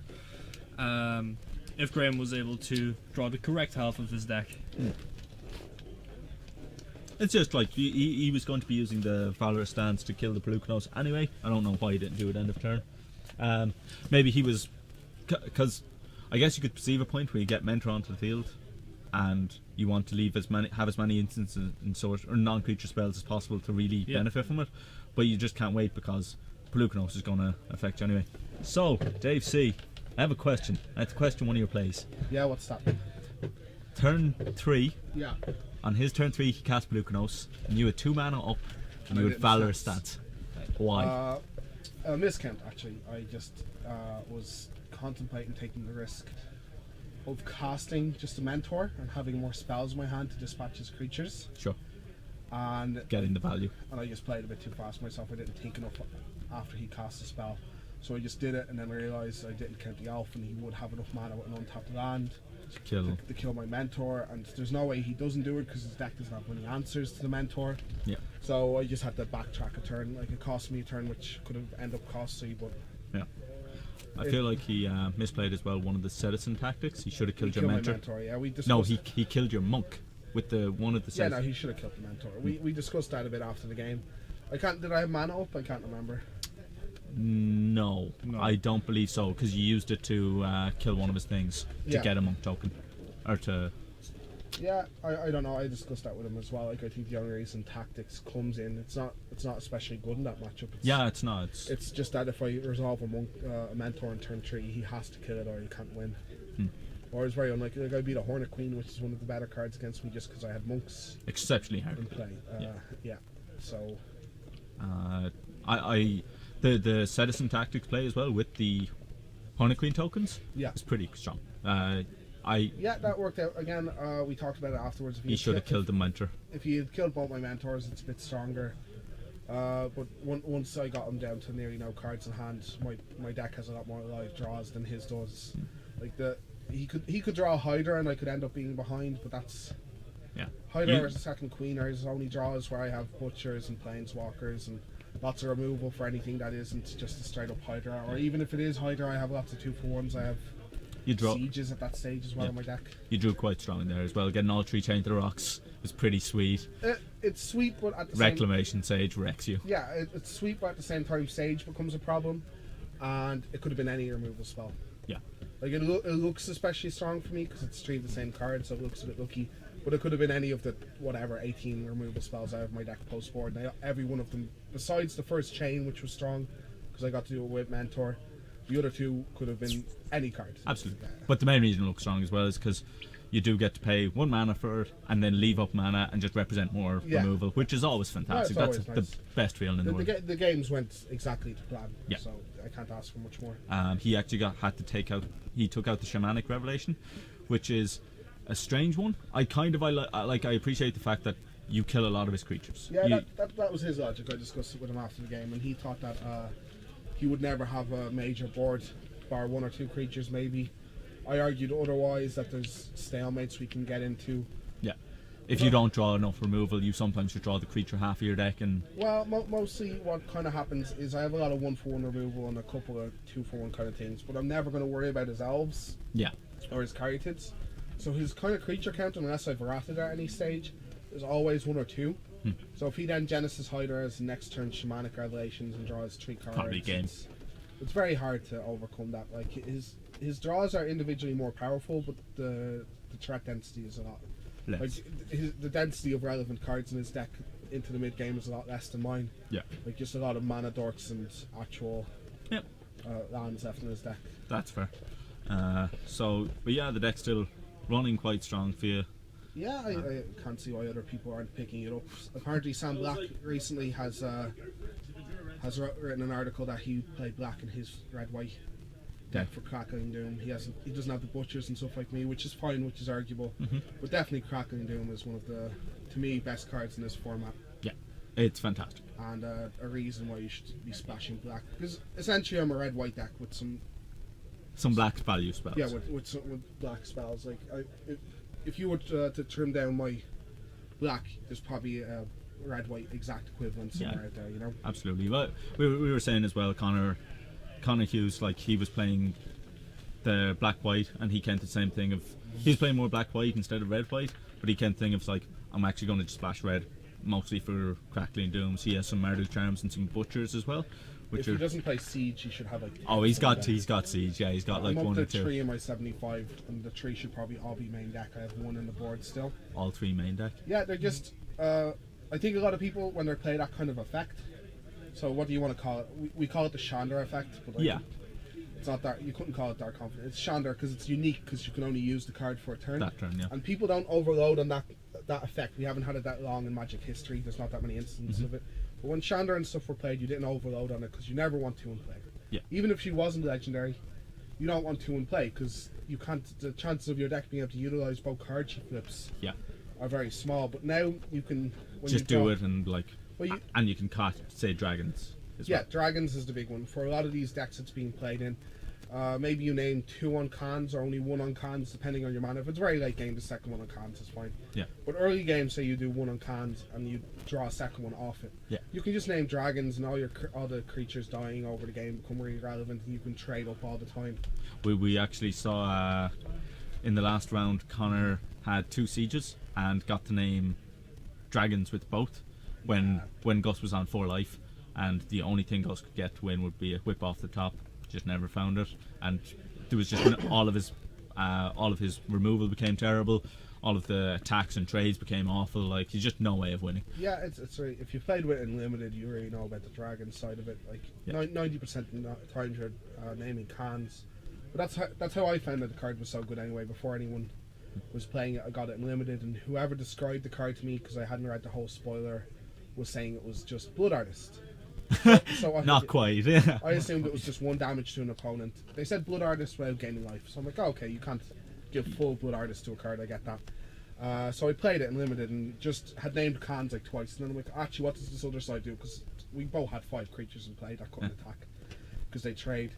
And I read it, and I just couldn't stop attacking for the rest of the game. He had to make trades, which involved me 4 for 1ing him, and the dragon side is so strong. Yeah, if you've got, I feel like maybe there could even be a Suicide Red deck or a Suicide Mardu deck out there that's more like loads of tokens and maybe naming dragons, but I think it's best in these mid-range decks. Yeah, the closest would be a deck like mine using all 4 mentors, I guess. Yeah, but no, because you could still Hurling Outburst, does more. Yeah, Outbursts, I get. You see, run something with Blood-Soaked Champions, just raid them every turn. Yeah. And raise the alarms and stuff like that. The red-white does something similar. It does play Rabble and Outbursts, some builds. Now, the builds are changing, forever changing. But even that name's cons. The con side is just so strong. It is. It's just the only it gets time, you back in a game. The only time I would imagine naming dragons is like in a red-white mirror. Yeah, that seems fantastic. Where your Rabble Master now becomes fucking unbeatable, and it's most importantly, and this is a mistake I think they print on cards a lot of times, is it says leaves play. Yeah. I feel like that's a conscientious decision because dash is in the format. Like that's true. I think they print it like that because you can dash out a card and get a trigger. We were saying Heel Cutter is starting to see play in standard. Yeah, it sees like 2 playing them on a red deck. I really like it. I think it's really good. It's kind of cool. You never cast it. It's just it's always 3 damage bolt someone they can't block. Yeah, is what I might cast one if I have no follow up play. No, I'm always dashing. I was trying to think. I was like, what scenario would I want to dash it in? None. Or would I not want to dash it? No, I'm always dashing it all the time. If you need him as a blocker. Yeah, maybe. That's awful. No. The game's over. Maybe if I have another one in hand and I want to set up the double. But that's another thing that came in open limited leaves play in the steel deck I had him in. I had the dash guy that copies. Oh Flame Rush Rider, yeah. Yeah, so you get the Flame Rush Rider. Make a copy both of the guys leave play at the end of one leaves play at the end of combat. You ping. One leaves play at the end of the turn. Ping. Ping again. It's like Gravelark. Gravelark would have only been a fine card if it said died. Died, yeah. But the fact that you couldn't cryptic it back to someone's hand Yeah. was an Mate. absolute thing. Yeah. There are surprisingly little cards that do something relevant when they leave the battlefield. Usually a card says dies. Yeah, like Voice was made dies, right? Voice of Resurgence. Yeah. Voice of Resurgence Oh, dies. Voice was...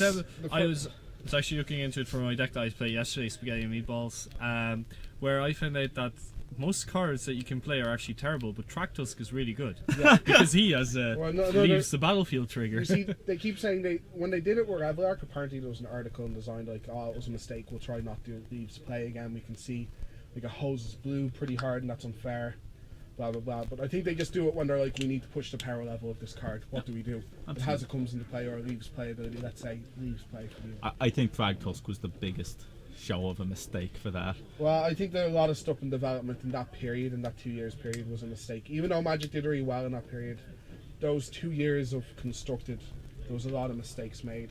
Liliana, Snapcaster, Thragtusk. Oh, it started with those Eldrazi. That was like, let's see how far we can push design. Let's see how much we can break creatures. I don't mind Eldrazi. I was like, this was going to have to happen eventually. Well, there was toppers all the time. Every year or two, there was a vintage or legacy cards, I like to call them, printed.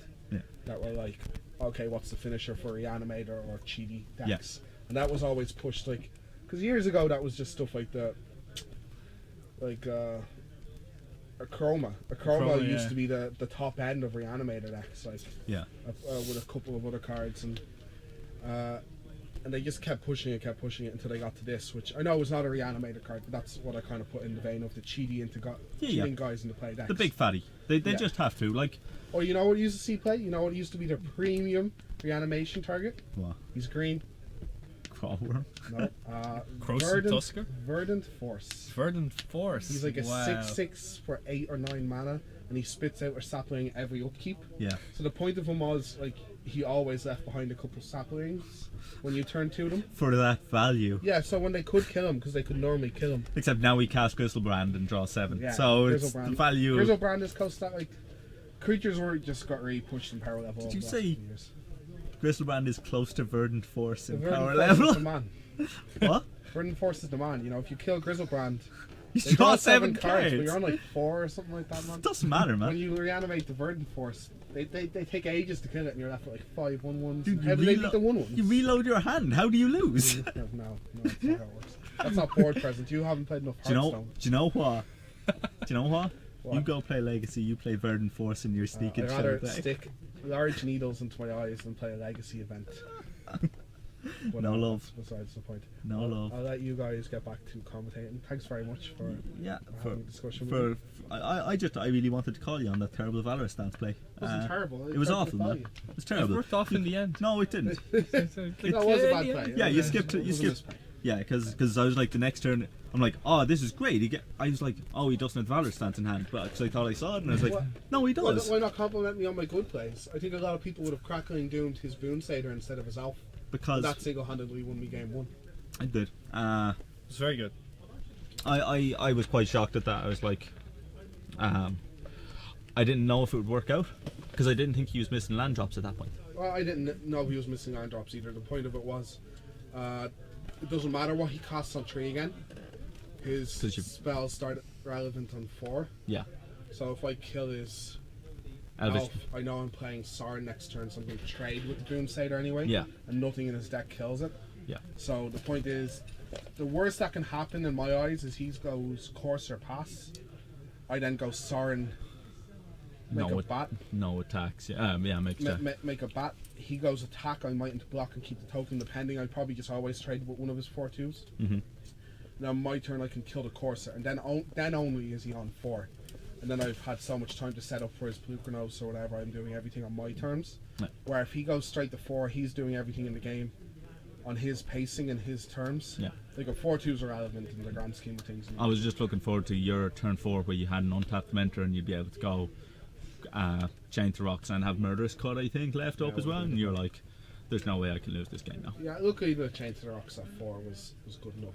Yeah, you just drawing it off the top like a scumbag. Yeah, I could have taken 4 again. Better lucky than good, I could've huh? taken Better 4 lucky than good. It's fine. Okay, well, thanks, guys. No problem, man. Good luck with the rest of the rounds. Yeah, You're good luck. You'll probably 2-0. see me again. Hopefully not. No. Oh, Eamon, you're so nice. So salty. The deck never works out for me. It's terrible. Is that why you're so salty? Yeah, it's better lucky than good, really, eh, Dave? So yeah. So yeah, we're going to get a run out.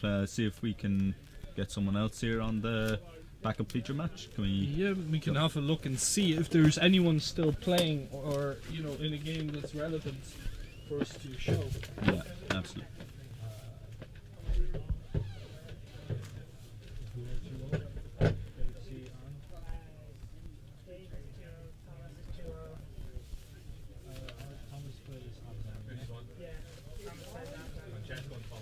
Yeah, cool. Yeah, why not?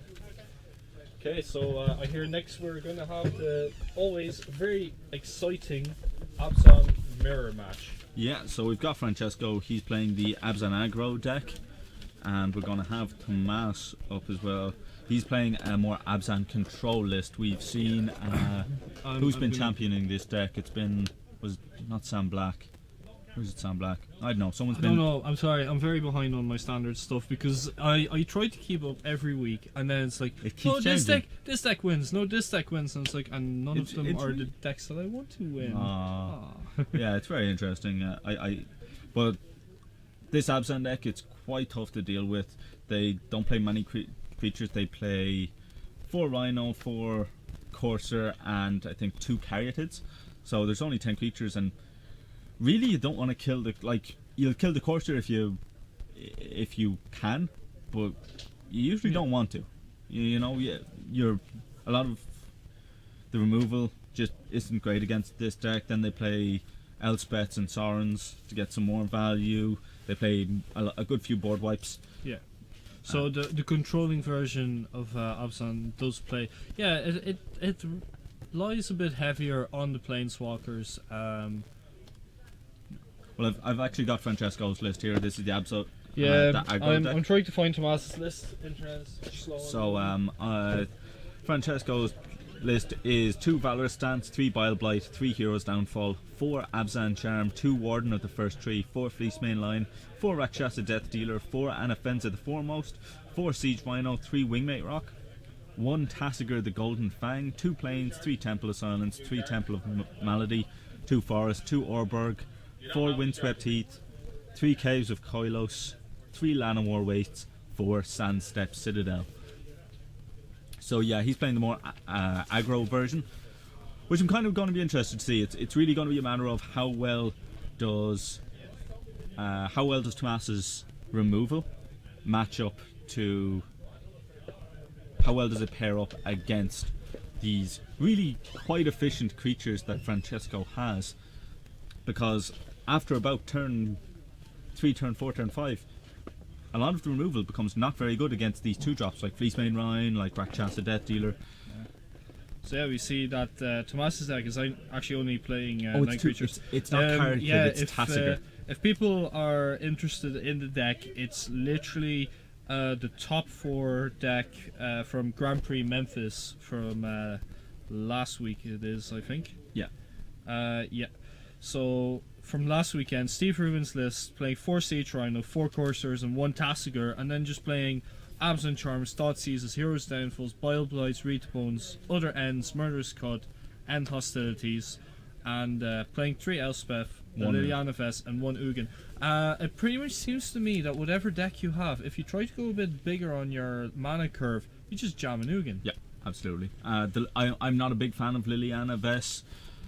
I feel like with this more creature-heavy metagame, it's not something you want to be doing, but the fact is I have played against this deck, and when he goes Liliana Vest, I spend a turn dealing with it, but he's already tutored up Ugin, and then once that's cast, it's extremely hard to win. So he's only got 1 End Hostilities, but he's going to be using a lot of his removal spells to break up anything that Francesco is doing on the ground, try and get rid of some of those creatures fairly early. The 4 Bile Blights are going to be a big deal. It's 3 Bile Blights. 3 Bile Blights? 3 Bile Blights, yeah. Okay. So there's a good mixture of removal. Yeah, it's one of the only decks I've seen so far that plays 4 main deck Thoughtseize. I feel like Francesco is the more aggro. Okay, so that's a 5. and Tomas is getting a 6. So Tomas will be going first. I have a feeling as well that Francesco's deck, or even both, could probably move up to 2 Tasigur. I mean, they both seem very good in these situations. Francesco's going to be trading off a lot of cards, so his graveyard fills up early. And really, Tasigur, for a lot of formats and a lot of places, is just a better Tarmogoyf. Just a straight up better Tarmogoyf. That 6 mana Tarmogoyf. Just better. What do you mean 6 mana Tarmogoyf? It's a 1 mana Tarmogoyf. Yeah, 1 mana Tarmogoyf, of course. So it looks like Francesco's got a pretty decent spread of land and spells. Probably not as much land as he'd like. I see 1 Sandstep, 2 Sandstep Citadel, or is it? No, it's 1 and a Nanafenza. Sorry. Yeah. So he has 1 lander that he can't keep, and Tomas' hand is, from what I can see from it, he has a fair mixture of lands and spells, as you'd hope. He's showing us now. He's showing Liliana Vess, a Murderous Cut, 3 lands, a Hero's Downfall. So he has. Oh yeah. It's a bit awkward. He has to hope for getting that land that draws him into another black source to cast the Hero's Downfall. But other than that, he has a fetch land to put in the graveyard. He's and then going that Murderous first. Cut looks a lot better as well. Yeah. He's going first. His opponent is drawing to 6. I mean, and that hand doesn't look much better. He has no. He has a Fleece main line, but no white source for it. He does have 2 rhinos. But it's got 2. Are those Temple Maladies? No, I think those both Llanowar Wastes. Oh, grim. If they were Temple Maladies, you might just keep this. They are. It's really difficult to see from this angle. I think they're Maladies. Yeah, they could. They should be, because otherwise You it can't becomes a keep- completely unkeepable hand. We see that Francesco is not happy with the hand though, but what can you do in this situation? Tomas is a thought he's going to be getting off top. Yeah, that's an Orberg. Urborg. I know it is a Llanowar Waste, Yeah, so you're they are absolutely- both Llanowar Wastes, making this hand Not a great. very strange keep. And then a Thoughtseize going to take care of either a Rhino. What do you take? What do you start taking here? I think I take the Fleece main line. The rest of your deck is made to deal with things like Rhino. He's never going to get to raid trigger. I don't know exactly what's in Tomas's hand, but I'm going to imagine it's stuff like. Well, there's Murderous Cut, Hero's Downfall. There was a Rhino of his own, and he drew the Thoughtseize off the top. So I agree with this. Taking the chance that you draw that white source off the top is just too big. We see that it's a Hero's Downfall, so that didn't happen. But it's still it cuts off of a color, and Tomas is drawing a Sea Rhino there.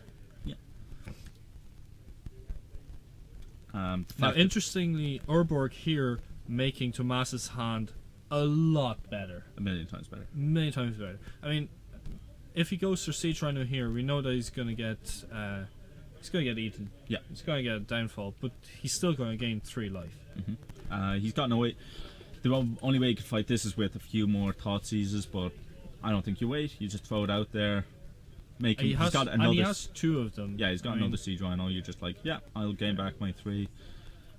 Best case scenario, here's downfall now. Yeah. Boom. Yeah. And that's, Francesco doesn't draw that white source. I mean, if he draws a white source, he can. He doesn't, which really slows him down. He has no effective plays. Well, he kept a card on top, so we're going to hope that that's a white source. It should be. And here we see Tomas's own Urborg, and for 5 mana going for Liliana. Both. So he's saying both. You discard a target card. player discard. This It's not Liliana. This is not a Liliana of the Veil. And at the very least, this is also not Liliana of the Dark Realms. No, it's not. That Which is terrible. That card just has EDH mono black staple written all over it. That's the only card text that it has. Yeah, so this one does a Rise of the Dark Realms for -8. It also does a Vampiric Tutor without losing life, but just putting it on top of your library. And it also makes your opponent discard card. And we see that it's a Plains for Francesco there. So Anafenza coming out here. I think he's choosing between Anafenza and Siege Rhino. It's Wants to Rhino. get out the Rhino. Now, if I'm Tomas, if I feel like I can just keep on dealing with these creatures, keep +1ing Liliana Vess, that ultimate wins me the game. Okay, there's another Thoughtseize. So he can get rid of the other. So his options here are: I get rid of your other Siege Rhino, which is probably what he's going to do. Yeah.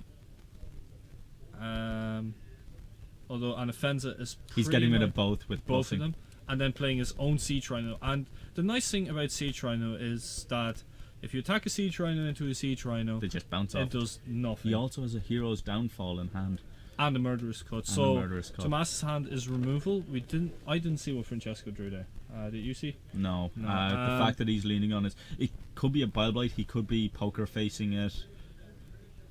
He is. It looks like it's land. By It was poker only- facing it, I mean doing the all. Oh, Yeah. I have nothing. Sadness. Yeah. Discard a card, so we're Let's going to see see now. that's a It's a land. And Francesco is not really going to have a good time here. Well, here's we saw Liliana just really. Oh, there's an Abzan charm in hand. I mean, so Tomas gets to kill that Rhino. He got And- to kill that Rhino anyway. In this case, I'm not. All three of your cards are instant speed, and yeah, we see Francesco not Getting being a bit stroppy. very- Yeah, he can see Liliana's going to ultimate, get all of those Rhino triggers. Get back 3 Rhinos! Actually, do And you know the what's Fleece Main fantastic? Line, and then Anafenza. He gets to swing first and gets back the Wingmate Rock with the token. It's got the raid trigger. Yeah! Absolutely fantastic. So That was a magical Christmas lantern there. absolutely. We saw how. No, but it's not. That's the thing. We say Magic Christmas Land, but he had to work for it. I mean, he really played to his outs. Tomas played really tight there. Yeah. Just did everything correctly. All the removal really correctly. Oh, I like this sideboard card. Whisperwood Elemental from the Absent Aggro deck. Yeah, I'll tell you Francesco's sideboard. It's 3 Drown in Sorrow, 2 Back to Nature, 2 Glare of Heresy, 1 Nissa World Waker, 1 End Hostility, 2 Elspeth Sun's Champion, 1 Other End, 1 Sarn, 1 Valorous Stance, 1 Whisperwood Elemental. He's got a lot here. I like the Nissa. I like the Elspeths. I like I Glare like of the Other Heresy. End. If Francesco knows this deck, I And he don't. knows that. Well, Because I'm sorry, I was looking at Tomas's sideboard, and that's Glare of Heresy as well. And obviously, Tomas's Glare of Heresy is much going to be better. much better. Yeah, there's 1 Sorin in the sideboard, which ups the targets for Glare of Heresy from Francesco by 1 up to 5, which is not a lot. Well, there's also Elspeth. Yeah, so he's just flashed on screen. He's taking out the Bile Blights, which is fair, and he's bringing in. So he took out 5 cards, and he's bringing a bit lower there, Francesco. There we go. 2 Other Ends, 2 Elspeths, showing nothing else.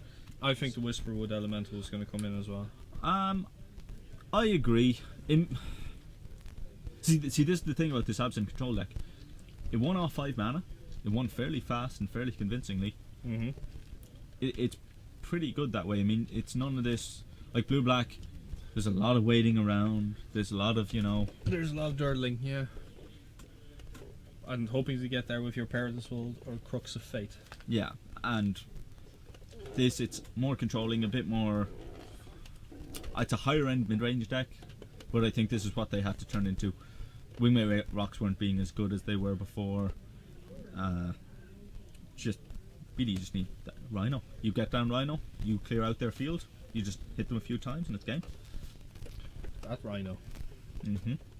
Liliana Vest, meaning that you're 2 for 1ing them every single turn because you're going to hopefully have your 1 for 1 spot removal.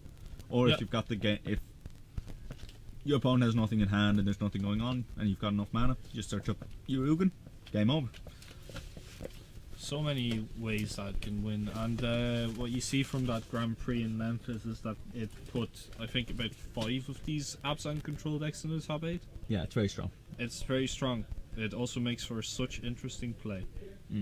I only say that with the, biggest enthusiasm because I love those control mirrors.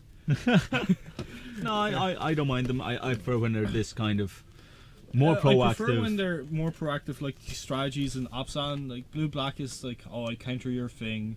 I'm gonna discard some cards from your hand. Then, 20 turns later, I'm gonna play my Pearling Ancient. If you try to remove it, I'm gonna Radiant Fountain a few times. So Francesco's got 2 land, a Valorous Stance, and then a bunch of big spells.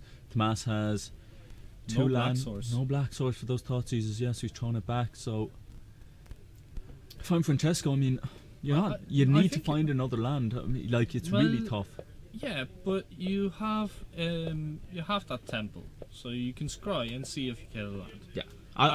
And your curve is lower than the control deck. So if you get the stick of threat and hopefully protect it a bit, you know, because if he has that Valorous stance online, say with a Warden or a Lion or the Rakshasa Death Dealer, I agree. at least you have something, you know. I agree. And that's already more than you could say for last game, where everything that he was trying to do got removed. Yeah, I'd actually be interested to see if he got away from the Wardens. I know he got away from the Bile Blights because they're not very good against Tomas's deck, so I'd want to know if he got rid of one of them. There's a Windswept even Temple, and he has a Rakshasa Death Dealer, so he definitely has a turn to play this time.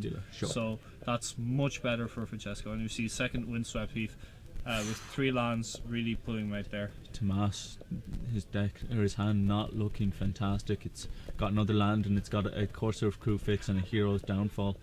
And an Ugin and an Absent Charm. So I guess his feeling is it's not really a great hand. No, he's on the draw. He just needs to find a land in his next 2 draw steps. So and hope that Francesco doesn't get him damage. He's got I think it's about a 65% chance. Okay, I think did he find the land? No, it doesn't look like it. So right now he's got a pretty high chance of finding it. And if he does, he gets Absent Charm as an answer. He gets Hero's Downfall. Francesco drawing his 4th land, so he definitely is on curve. There we go. There's that Temple of Malady. Land that's got to stay on top, absolutely. No questioning it. Yeah. I like what he did there, that he's thinking about it longer, just to maybe confuse your opponent a little bit. You know. So Francesco drawing 2 cards, losing 2 life. The Sign in Blood effect. At instant speed, so good. Knight's Whisper. Yeah, absolutely. Now here's where Francesco. See, this is what we got to see. The control deck goes a little bit slower. Francesco just starts to really go off and. He hasn't drawn spells. He's mostly drawn lands. But that's fine. It's not too bad. Because his creatures are so effective, and here's a great thing: he gets to have both Valorous Stance and the Regenerate effect of Rakshasa Death Dealer up.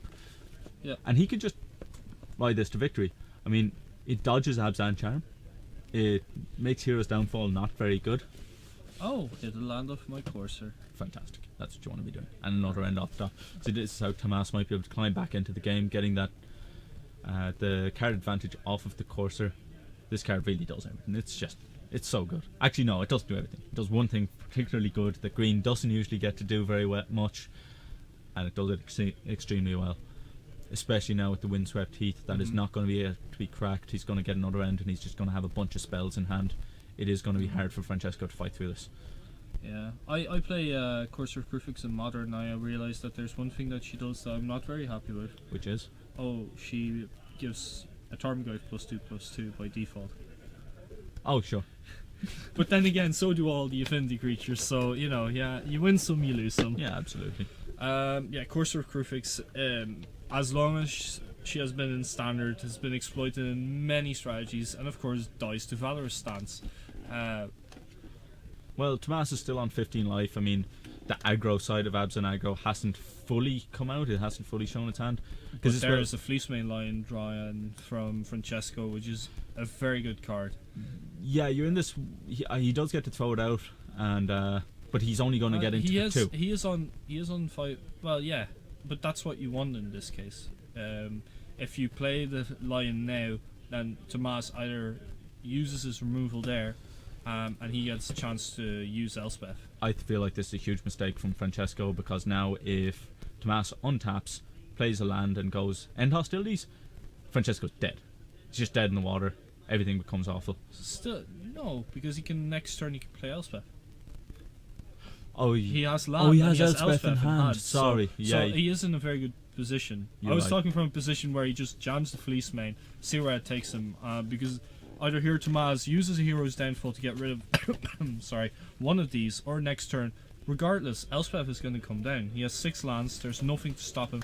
I also see that that's a Whisperwood Elemental, so even if you want to play it slower, you can even go Whisper with Elemental. Its options are limitless at the moment for Yeah, and aggro there. No, you're right.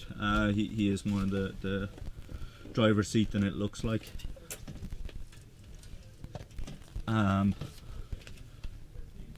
So yeah, it's not nice, but you are going to have to just pass turn, see what your opponent does.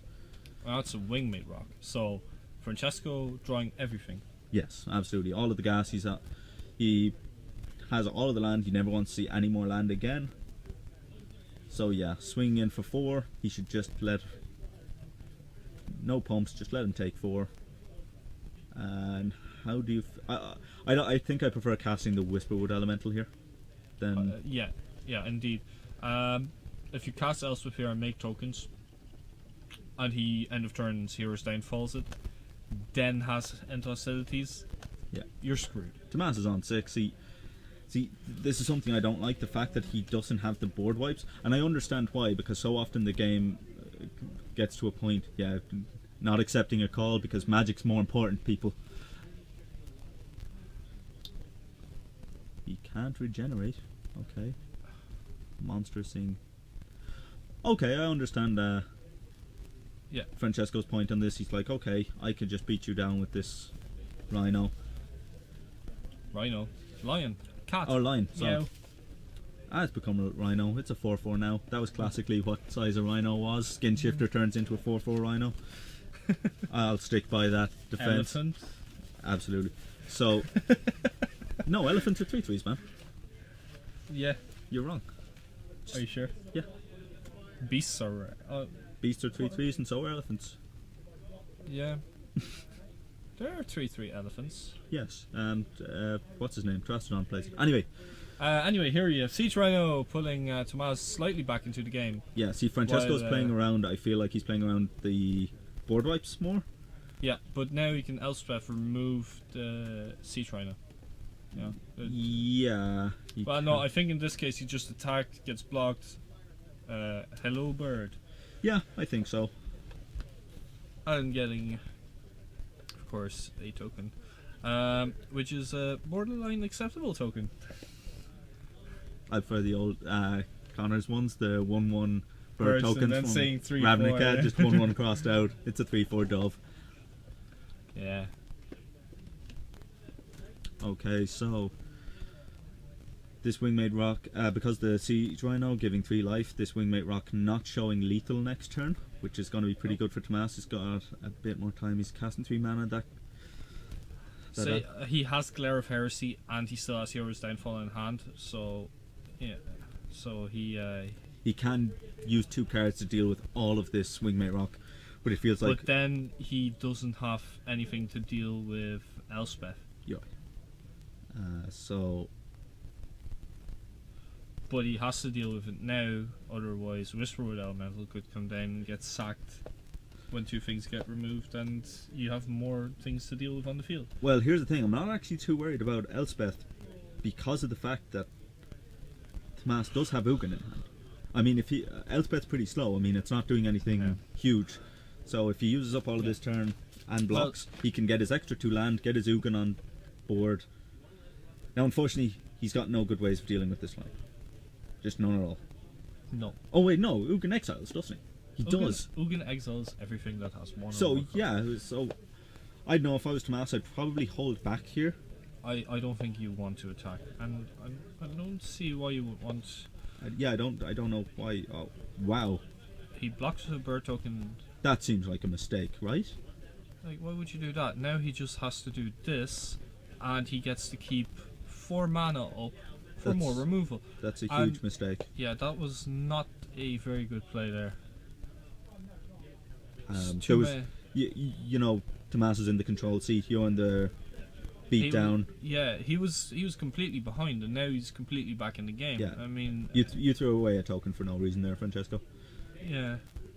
Like, there's no way he could capitalize on that guy on two. I mean, it's not like he has prowess and team or battle charge. You know, I mean, it's No. or battle fury. And this looks. Let's see what's happening here. There's tapping of mana, that's for sure.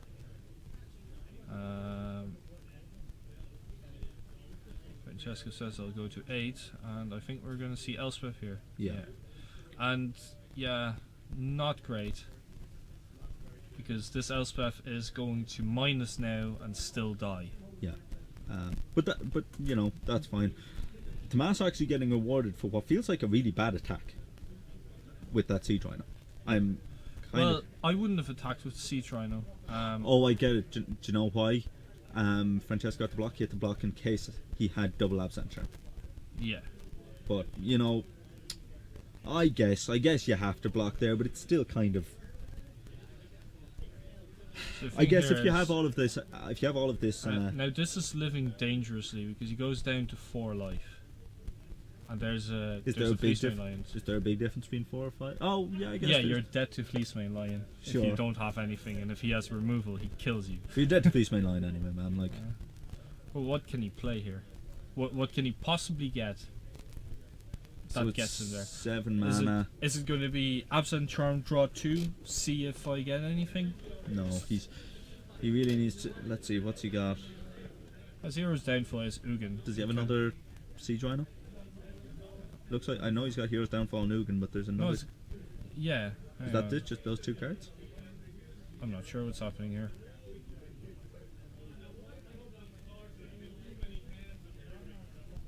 Yeah, I think he might be coming to the realization that he is. Okay. Oh, he has to find his Courser, which he did. Wow. He just had to find a blocker and he got it. Got his Courser. Yeah, but That was huge. yeah, but if Francesco has a removal spell now, Yeah, of Yeah. course, but he's already played the land this turn. yeah. No, he's already played the land. He's played the forest at the start of the turn. Do you want to go out and call it? Can't stop that. Can't have that. Sander is our local judge, so he will not be happy with this. So yeah,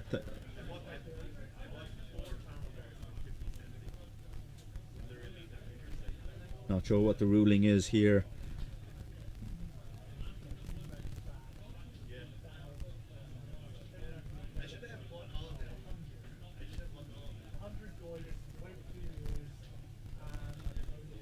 Maybe we're wrong. Was he hitting? No. Yeah, so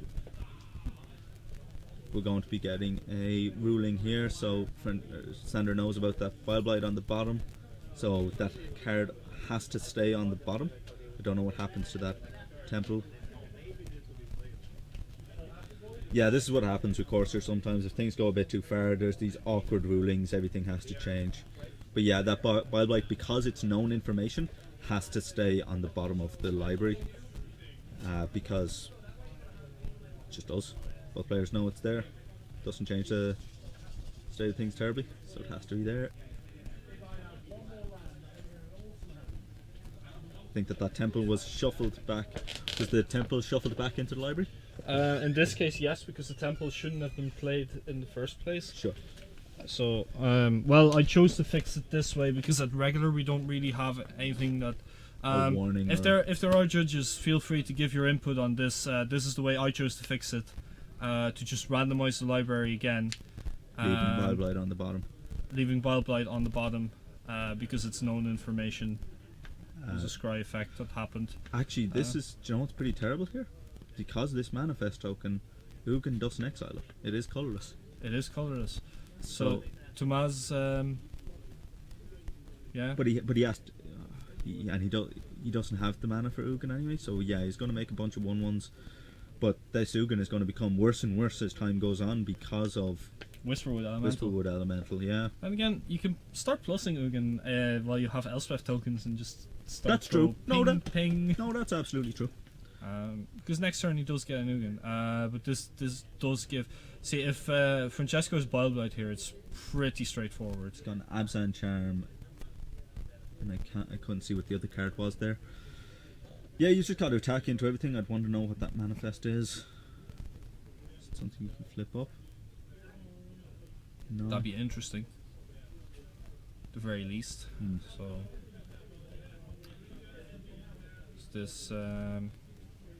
another lion.